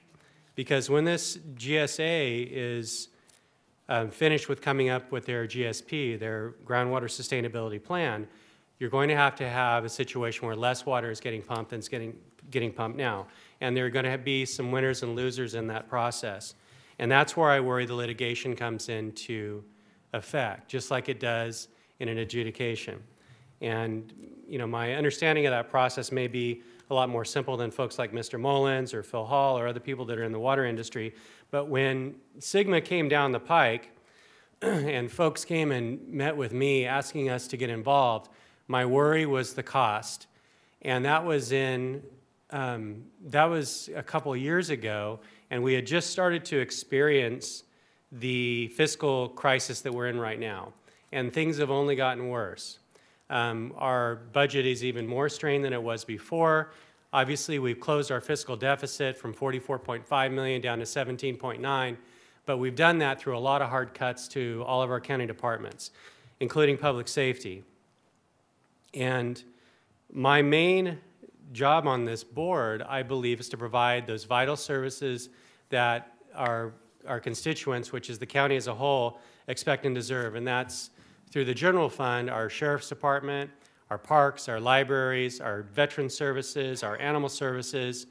And then we have other departments that we help through the general fund, like the fire department and many others. And so when folks came to me and they asked me to get involved in this by representing the white areas because they were unrepresented at the time, my first question was, well, what about the Kern County Water Agency? Because they have jurisdiction as well. And the answer was, they don't want us. And so we've come to you. And I don't know specifically what those conversations entailed between those unrepresented folks and the Kern County Water Agency, but I agreed to be a part of this process with one condition, which is we cannot imperil our general fund because we already are strained too much. We can't provide the level of protection that I want to in law enforcement as it is. And I've seen these adjudications and water litigation be incredibly expensive and go on for decades. And we don't have the ability to assess our taxpayers more to pay for that. And the question is whether or not we even should if we could. These water agencies are going to be able to pay for these increased costs by assessing their customers. We are not going to be able to have that ability. And Mr. Hall, I'm going to ask you, is anything that I said incorrect there? Supervisor Scribner, through the chair, that is absolutely correct. Thank you. So if I'm going to continue to move forward in supporting this GSA effort through the Kern Groundwater Authority, I have to have that protection that I asked for in the beginning for the general fund. And so one way or another, we're going to have to get it for me to feel comfortable moving forward. Thank you. Thank you. Supervisor Couch. Thank you, Mr. Chairman. By the way, I know that Supervisor Scribner does not say he doesn't feel good today is an understatement. He feels horrible, but you did a very good job right there. Yes, you do. Mr. Mullins, I'm going to go out on a limb here and ask our staff. I think it would be a good idea if we continue to provide space to the KGA, no matter what happens here today. It's a large group. We have a large room. At least, at a minimum, I think we could do that. I think there's perceptions that begin to get legs and sort of run, and I want to make sure that I address a couple of those. I don't think the Kern County Water Agency will automatically take jurisdiction of the undistricted areas if the County of Kern withdraws from the JPA. They have the right to take them, to take that our position there, but I don't think SGMA requires them or gives them the responsibility. As Supervisor Scribner just said, that some of the undistricted landowners went to the Kern County Water Agency, said, what about you representing us? And they said, we don't want you, or we would prefer, however they said it, we would prefer not to do that. So they must have that right. And as I read the law, that's accurate. and I want you to jump in and tell me where I'm, just raise your hand or just yell out and say you're off base. Supervisor Couch, Yes. through the chair. Didn't take long. Not yet. Yeah. So here's the issue. KGA is the GSA for this basin, aside from a couple other GSAs, Coelho, Buena Vista, I'm not sure what the other two are, but KGA is the GSA. Kern County Water Agency is a member of that joint powers agreement. And I go to those meetings. And by its membership, that joint powers agreement has the jurisdictional authority to be the GSA for all of the area it has already filed for. There was no filing for a county area. There was a filing for KGA's GSA, and that filing included the county and Kern County Water Agency, which gave KGA the jurisdictional authority to file for all of the areas that didn't include the water districts that were there.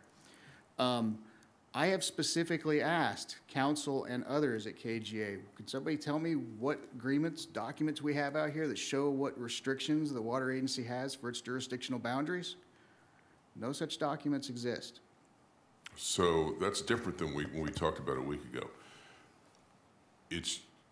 Make sure I ask the right question. It's your contention that if the County of Kern withdraws from the JPA, that the Kern County Water Agency is automatically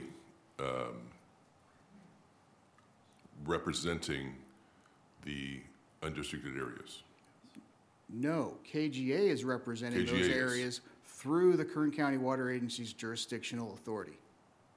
The entire group of water district representatives, including the Kern County Water Agency. Yes. And some cities. Yes. Now has jurisdiction over, if we do this, now has jurisdiction over the undistricted areas. Yes. With regard to Sigma, in the context of Sigma. Yes, right now, KGA is the GSA. That might be even scarier for the undistricted areas than where I was headed. But Yeah. Well, the difference here is, inside this JPA that has the authority to be the GSA for everything that it filed over, is we have divided up in that JPA management areas, which are then assigned to the water district, its political boundaries, and the white area, as it's sometimes referred to, was I like not to call it within those. undistricted. Undistricted, white areas, whichever you want to call them. Let's stick with undistricted. Yeah. For those that don't know, they're called white areas because if you see a map that has all of the water districts on it or whatever, it's They're called undistricted, it's Phil. the area. I get you. Yeah. times. So the undistricted areas then fall into that category. So that there is nothing that Kern County Water Agency has to do that it already hasn't done. And that's the purpose of the state's letter and what the purpose of the state letter is acknowledgement. KGA has the authority. It's there. Okay.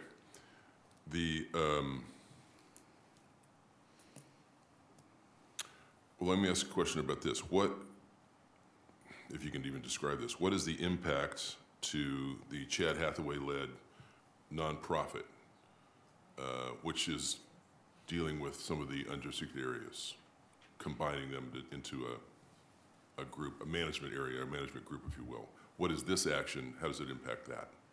This action doesn't have to impact it at all, and I wouldn't anticipate that it would. So their agreement, the nonprofit's agreement is with, do they even have an agreement yet with the JPA or with the county or with the KGA? They have to have an agreement with someone. Their agreement would be with the JPA. But they don't have it yet. They don't have it yet. Okay. I haven't been brought involved, and I believe they've been operating under the assumption that their agreement would be with the JPA. Clarify this for me. Mr. Turnipseed said, and I think you said, that we don't have the ability to assess property owners or people in the undistricted areas like the water districts do. Is that because the water districts are already set up, they already have assessments? We can't do it without a 218 process, or we can't do it at all? That's what it sounded like you were saying, sort of a blanket, can't be done. So there's two issues there. One, inside any area, be it the undistricted areas or one of the management areas itself, through Sigma, you have the authority to implement special benefit assessments or fees. The problem with the undistricted area is there's not a lot of pumping going on, so you're going to have to put a flat tax of some sort out there on the grazing land and everything to pay for these costs. Have we quantified that, the amount of pumping going on in the undistricted areas? Alan and Florin would maybe have a number for you. Is it still around 25,000 acres that are irrigated? Yeah. And so is it roughly 3-4 acre feet an acre? 4? Supervisor Couch through the chair, about 100,000 acre feet. Okay. From that 25,000. Thank you. Now let me just go to the next one. Obviously, the grazers have some, they're not comfortable, put it that way. How does the oil industry feel about this? Because that's a big piece of this that we haven't even discussed. And I don't know if anybody here with the oil industry is ready to make a comment about this. I don't want to put you on the spot. Yeah. But I know that the produced water piece of this is important to them, might be important to the ag people as well.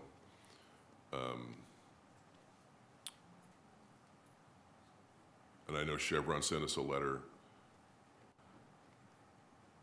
Does anybody here with the oil industry have a comment at all? If you don't, that's fine, but I want to give you the opportunity to speak if you do.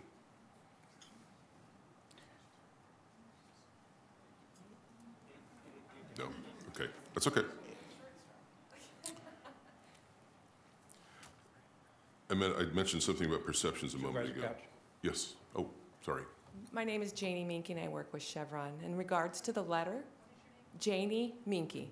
It's a weird one. In regards to the letter, I was part of the team that helped draft it, but I guess all we would do is just kind of push you back to that last paragraph, that we're just not comfortable. We don't know all this conversation about what the county believes about what Kern County Water Agency can do, and then we hear different from Mr. Mullins. We just don't feel comfortable. We don't know enough about what would happen if you step out to our land. So I can't really add to that, just kind of push you back to what was in the letter. Okay. Sure. Thank you. Thank you. Supervisor Couch? Yes. We actually, we could respond in detail to the Chevron letter if you give us 30 seconds to try and find our notes. Take your time. Right here. No, go ahead and handle that part. Supervisor Couch through the chair, I should mention two things as revolving oil. As I understand, at least some of our primary oil fields are up in the Coelho area.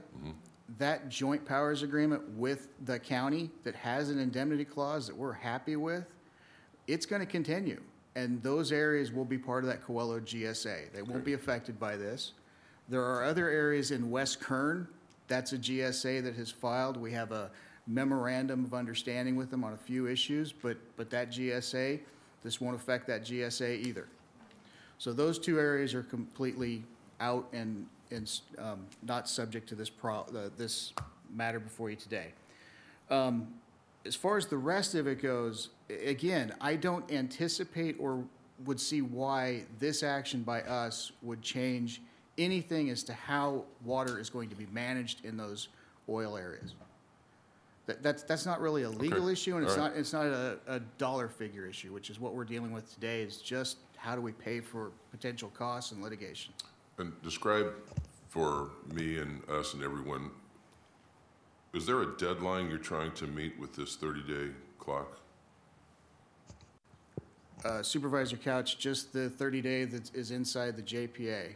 But there isn't a deadline of January something or February 1st or something like that? No, we are running up to about 6 months from when we should have the draft GSP out for comment. So we have taken this and kick this down the road and negotiate it with KGA as long as we can. We've really reached the point at which it's cut bait or fish.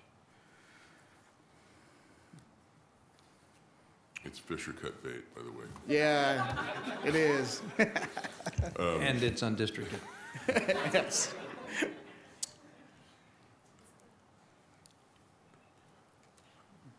This is an important enough decision, and I know the board, you know, we deal with stuff like this all the time, but I think it's important that we take a moment and I have no idea if a week or so would get us done. I think we have a meeting December the 18th, and that's the only meeting we have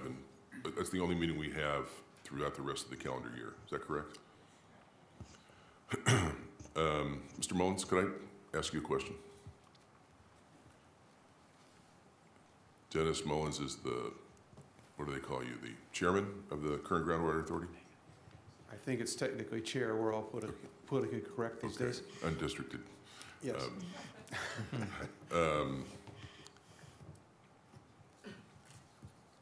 Given the most optimistic scenario, do you think if we sat down for a week, because what I heard, your interpretation of indemnity and Mr. Hall's interpretation of indemnity, yours was different.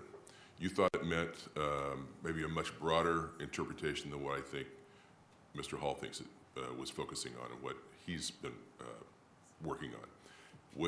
Do you think if we gave it a week, we could clear some of that up? And I would like to be involved in those discussions, at least to be there to hear them. Could we get any closer than we are today? If we have some adult supervision and discussions with counsel's office, we might. I think there are different perceptions of what, I'm not clear. The indemnity language from the counsel's office is so broad, it would even cover, Supervisor Scrivener mentioned the Antelope Valley adjudication. If someone pulled the plug and filed an adjudication complaint for this valley, the indemnity language would include the county's interests in the adjudication case. We see it as being extremely broad, and we proposed back something much narrower. Can we bridge that gap? I don't know. It seems like it's a very large gap. Can we narrow perceptions of what the liability is, at least over the next several years? That should be doable. So but I'm not involved in what's really driving the county, other than the CAO told me, point blank, looking me in the eye, we don't want to be a GSA, we want out. And if that's the bottom line for the county, that's not a gap we're going to bridge. Well, I think his motivation, I'm going to put words in his mouth, was what he said today. His motivation was protecting the general fund. Mr. Alsop, am I incorrect about that? No, sir. Thank you. In terms of general, I think my board is comfortable not having the, and I may be stepping out of line, but I think I'm correct, is okay with the county not participating in Special Activity Agreement number 4, which is where we're doing most of the work for assessing the groundwater conditions and preparing the plans. And that is because the plan for the undistricted areas that are not irrigated is very simple. As constructed in discussions between the KGA and Alan Christensen, it's a monitoring area where we say that people who are using rangeland for rangeland purposes, no regulation, and we'll just keep track of what's going on out there, and we have water districts that are willing to do that. So it's a very simple, low-cost process, and we can absorb that in our plan development budget. The cost to the county for joining, for staying a member of the KGA in terms of its contribution to the G&A budget, which all members contribute to equally, is, and I saw the draft budget for next year is approximately $17,000. I certainly hope as a taxpayer that doesn't break the bank here. So we're left with the liability, and I think it is consensus on my board that there's not going to be a need to impose pumping limitations in the 2020 plan. We have trouble even establishing we have trouble getting enough data on the groundwater conditions to even produce substantial evidence supporting pumping limitations in 2020. We have a lot of work to do on that. So I don't think there's extensive real exposure anytime before 2025, and there's a lot of positive work that can be done until then. Whether part of the problem has been council's office has been up in the clouds focusing on the parade of potential horribles from potential liability and demanding essentially the equivalent of an insurance policy from Berkshire Hathaway. And no, they're not going to get that. Okay, I'll tell you right now, if that's the demand and that's the bottom line, they're not going to get that. Like I say, in the real world, most people are willing to indemnify for their own mistakes. They're not willing to indemnify for the indemnity's mistakes. So it's not going to be that broad. Can we come to a meeting of the minds limiting exposure and minimizing costs? I don't know. We've tried to talk, but it seems like it's been an extremely focused discussion, particularly with Mr. Hall. I would like us to give it a week and see what can come of, and I think you ought to be willing to get together, if you can, if your schedule permits, daily, because there could be just a few items or there could be multiple items that you needed to talk through. And I know the board has already gone through this, but I think the ag industry, the oil industry, the grazing industry is important enough for us to give it a little bit, one more shot to see if we can't come up with a way we can stay with you. Those are my thoughts. That it? Thank you, Mr. Mullins. Supervisor Perez. Thank you. This is one of the longest standing issues that I can recall discussing in closed session and trying really hard to be creative about how we honor these folks and such an important part of Kern County's history, identity, and future. This has been grueling, it has been painful, but it has been very clear from the very beginning that the county in no way, shape, or form can take on liability for what is going to be a pretty brutal battle over resources in the next few years. Limited responsibility, limited liability, in my opinion, does not come close to addressing the realities that will be upon this county very soon because of the lack of resources, because of SGMA in its full implementation, will be very brutal for Kern County. I do not look forward to that, nor does anyone in this room, but the reality is that we have asked for a long period of time. This is not a new issue. This is not an issue even in this year. This is a multi-year issue in which the county's liability continues to be complicated, potentially increasing. We don't even really understand the full implications of what will be upon us when individuals who have rights and stakes in their business practices for many years will be put in a very bad position by virtue of having done nothing wrong, but simply being at this time and place when these cuts have to be made. And so I, for one, would like to make a decision today. And I know that we have 30 days to come back. If we can have an agreement between the 30 days and that can be worked out, we certainly have pushed the issue by setting the clock and moving it so that in 30 days we can have some certainty about this county's liability and our future longevity moving forward. So that would be, I guess my question for staff is, if we make a decision today and I'm prepared to make the motion on staff's recommendation, to proceed to protect the county's general fund, which is, I see as really the only issue here today amongst very complicated procedural matters and policy issues that I think we have incredible expertise to deal with in the coming years. However, the issue today is one of liability and the county's capacity to manage such liability with such massive question marks that hang over our heads. And so I would like to proceed today. I'm going to make the motion, I make it now, to proceed with staff's recommendation, but I would like some clarity that if there's a way to maybe reach some more consensus and have more buy-in to this process, I always want to leave room for that. But I feel like we are up against a deadline and that we need to take action, and that without a very compelling reason to hear otherwise, I'm listening to staff and the experts say we need to take action now. And I respect that. So I put that motion forward, but I would like some clarity as to whether we can continue to improve these relationships as we move forward. Thank you. That's it, Chairman. Thank you. Before I go to staff, I have 2 questions to clarify. First, Mr. Hall, is there a date after which you are not available to negotiate in the next, as I recollect, you were not going to be available to be with us on the 18th? Thank you, Chairman. Yes, I will be on vacation Friday through Friday, so right up to Christmas. So starting this Friday, I leave and I'm gone for 1 week.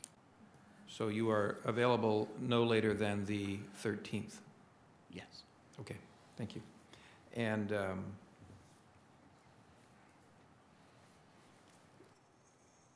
the letter that we received from the state was portrayed by Mr. Mullins as having been received under false pretense. Can you clarify that? And then that leads to the second aspect of that letter, which is that letter, as I recollect, clearly says that in the event that a portion of the county is not regulated, if it's in an unregulated area, that does not cause the state to come in and force upon us whatever their solution is. So can you first justify the letter as to whether or not Mr. Mullins was right or not, and then secondly answer the other question? And then we'll go to Ms. Oviatt. Chairman, as I understand the criticism of the letter, it first begins with Kern County Water Agency has a management area inside KGA that we didn't properly identify in our letter to the state. That's not true. I asked, and I had to ask a couple times of KGA's attorney what management area Kern County Water Agency has inside the JPA, and effectively was told there's nothing showing what that area is. I have also spoke to other attorneys that have involvement in KGA, and they had the same impression that I did, that there is nothing limiting that. So I take offense to the idea that we somehow tried to pull a fast one over on the state. Another issue we've got here is I've heard a few times now that our indemnity request is quote unquote ridiculous. Well, if it's ridiculous, how come we have that indemnity clause in the JPA with Coelho? Why do we have it in the JPA with White Wolf? And why do we have similar protections in our other JPAs? The idea of you indemnify to protect against your, the quote was made that an indemnity is to take care of your own mistakes, but not to take care of the other guy's mistakes. That's true. We cannot ask KGA to take care of our gross negligence or our intentional acts. But if KGA is going to be involved in a regulatory scheme that we're involved in, and we don't have to be involved in that regulatory scheme, we can absolutely ask for indemnity to protect us from any lawsuits related to that regulatory scheme. That's what we've asked for. Nothing more, nothing less. We're not asking them to prove up our water rights in some adjudication that gets filed 30 years from now. We're asking for an indemnity clause to protect the general fund, which we have no other option but to rely on for lawsuits that come from this area. Mr. Mullins has a few times now related to the idea that our idea of risk is somehow misguided, that there's not going to be any risk for, I think I just heard a minute ago, 5 years until restrictions kick in, 2025. If you enter into an agreement today, where's our ability to get out of that agreement in 2024 when we see the lawsuit coming and we don't want to be involved in it?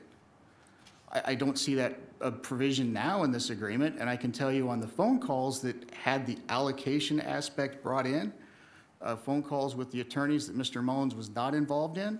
We were specifically told that the allocation restriction is being put in and that they wanted to ensure that we, the county, would take care of that and that we would be responsible for that litigation. I remember that call very clearly. So, you know, I think that sort of sums up where I'm coming from with this. We didn't pull a fast one over on the state. We're not asking for a ridiculous indemnity clause. And if they want to propose something else related that's not the indemnity, but some other way to protect the general fund, we'd be happy to listen to them. Mr. Hall, the second part of my question was very specific. I probably was ambiguous in the way I asked it, so I apologize for that. Okay. But what I was looking for was, can you reiterate the assurance in the letter that says that the state will not step in? It's not mandatory that the state step in if there is one unregulated user.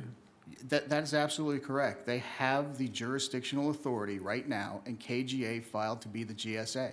There is nothing that will need to be changed right now. If the county leaves, nothing needs to change hydrologically and how the basin is managed. Nothing needs to change on the way the fee structure is done. The only thing that changes is the county's general fund is not imperiled by potential litigation and costs related to an area that is being carved off and left to the county by others. I mean, this is not an area that we said we want this area. We're being carved off and specifically said this is your area. Thank you. One more clarification. Is there not still, even if we take this action today, is there not still an opportunity for us to negotiate with the Kern Groundwater Authority? And if we reach language that is adequate for both sides, that we could forestall we could stop the process so that it would not go into play on January the 10th, which I believe is 30 days from today? Chairman Maggard, the simple answer is yes. We have 30 days in which to negotiate and change our withdrawal if need be, because we've come to some sort of conclusion. Okay. If we kick it another week, though, that 30 days becomes 37 days. Yeah, okay, thank you. Ms. Oviatt. Chairman, members of the board, I just feel compelled to point out that Mr. Mullins has brought up this plan idea again. He presented this as if this was just a simple presentation. I have not spoken to the undistricted property owners yet personally. I've been invited to. We've had conversations about his idea, or the KGA's idea, about what these zoning restrictions would be. I have not made a recommendation on them. I think that the position is overly simplistic, and I just wanted to make sure we go on record that his statement that this is a simple plan is his opinion. The county has not bought into that, and I have not had an opportunity to speak to the undistricted property owners to explain all the ramifications of what that means, and in addition have not been able to speak to your board or make a recommendation to your board on how complicated it is for us to implement. So I just needed to put that in the mix, that once again, this is supposed to be about the indemnification. We have not settled on a plan. Thank you. We have a motion before us. Is there any other discussion or questions to be asked by members of the board of staff before we entertain a second to that motion? Is there a second then? Mr. Chairman, I'm about ready to second it, but before I do, I want to make sure that I'm clear that Supervisor Scrivener's concerns and Supervisor Couch's concerns are met with this motion, because we have the 7 days, or we have the period of time to make to have discussions, to negotiate the indemnification and withdraw, and we have full protections that Supervisor Scrivener is so keenly aware of. So I think both those situations have been met. Is that correct? Of whom are you asking that I don't question? know who the heck I'm at. You're ready to speak. You're grabbing a microphone, so go. Yes, sir, through the chair. Assuming your board is authorizing us to send them notice that we are pulling out as a member in 30 days, and we will be happy to make ourselves available to Mr. Mr. Mullins to discuss the details of any agreement over the course of that 30 days. But on day 31, we're done. We're out. I'm not optimistic that we're going to reach any agreement. I mean, assuming Mr. Mullins is speaking on the official capacity for the KGA today, he just said that we're not getting the indemnification that we're needing. So I'm not optimistic, but I am willing to meet with him as many times as he would like and be personally involved with those meetings. He is correct. In July, I did look him in the eye, and I did tell him that we would be out if we did not get adequate protections. And then he looked me in the eye and said some other things. But we did have that meeting, and I enjoyed the meeting. But that was in July. Second. Thank you. I think this, thank you for the second. This issue, I think, is unique in that not always is it the case that honorable people are on every side that have bright minds and complete understanding of the facts, and they see things differently. And this is a case where I believe that is the case. There is one aspect of this discussion that I don't believe we've addressed, and that is Mr. Supervisor Couch's request to be in the room when those discussions take place. So does anything that we're doing preclude Supervisor Couch from being a participant in the conversation that would take place? And Mr. Supervisor Couch, are you still willing to do that? He's nodded his head yes. So is there anything that would preclude that, Ms. Razan? No, I don't believe that there is. Okay, thank you. So can we have it, can we be assured that tomorrow, because the day is about over and we're not done yet, we have other matters before us, can we be assured that tomorrow an effort will be made to reach out to the Kern Groundwater Authority and establish a time that this dialogue can take place? Yes, Chairman Maggard, I'll work with staff and Mr. Christensen to get that ball rolling. Okay. Ms. Oviatt, did I overlook another request for you to speak, or is this the last one? I did not. Okay, thank you. Okay, we have a motion and a second. Any other discussion? Please cast your votes. The motion is approved, 4 ayes, 1 opposed. Supervisor Couch. Thank you all. Next, we have an item that I delayed from the beginning of the meeting, which is an opportunity for the public to comment to us about matters not otherwise on our agenda today. Are there any members of the public here who would like to comment about an item that is not otherwise on our agenda? Looks like 2 people are interested. Would you like to go first, sir? Let's give just a moment for people to clear the room, okay? Just so we can hear you clearly. It's kind of just bad karma. I've wasted your time all these months, and it has come back. Of course, I won't feel so bad the next time I do it. Let's give them just a moment to walk out. The last time I made that gesture to try to be polite to the speaker, I got criticized for being rude to people, asking them to leave. That's not what I'm doing. But okay, can you give us your name for the record and give us your concern? My name is Clark Farr, C-L-A-R-K, F-A-R-R. I'm here actually as a follow-up to the discussion on item number 24 regarding Caliente Creek from last week's agenda, December 4th p.m. session. To clarify, I am not looking for completion on the AECOM report implementation, as Mr. Pope had inferred in his was my desire. I am looking for correction of the report. The report has some minor technical issues that do need to be corrected, and the input to the benefit analysis was provided by Public Works and is unfortunately laughingly bad. It is unusable in any kind of format other than the one in which it has been previously presented. Second thing, I'm interested in public education regarding the report. And third, I'm interested in public involvement in the implementation of that report. Ms. Oviatt correctly recognized, as directed by your board, Public Works had posted the report on their website, I believe, July of 2017. In August of 2017, I made comments.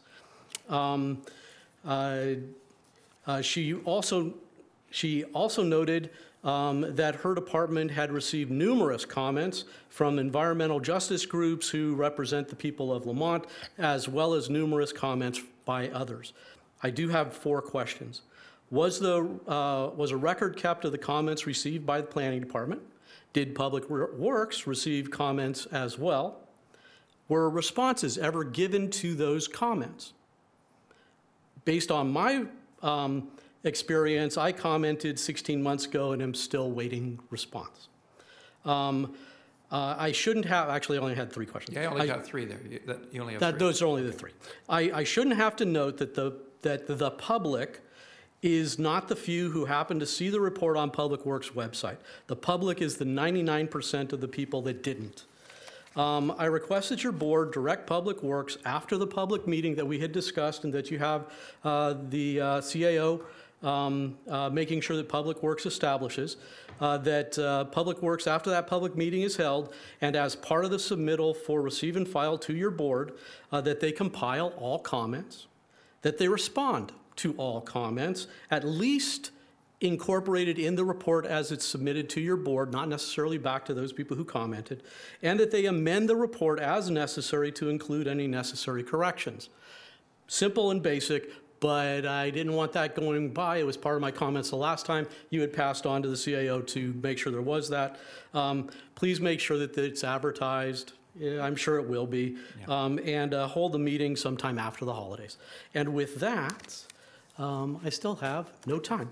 Yeah, thank you, Mr. Farr. Thank you. Bye.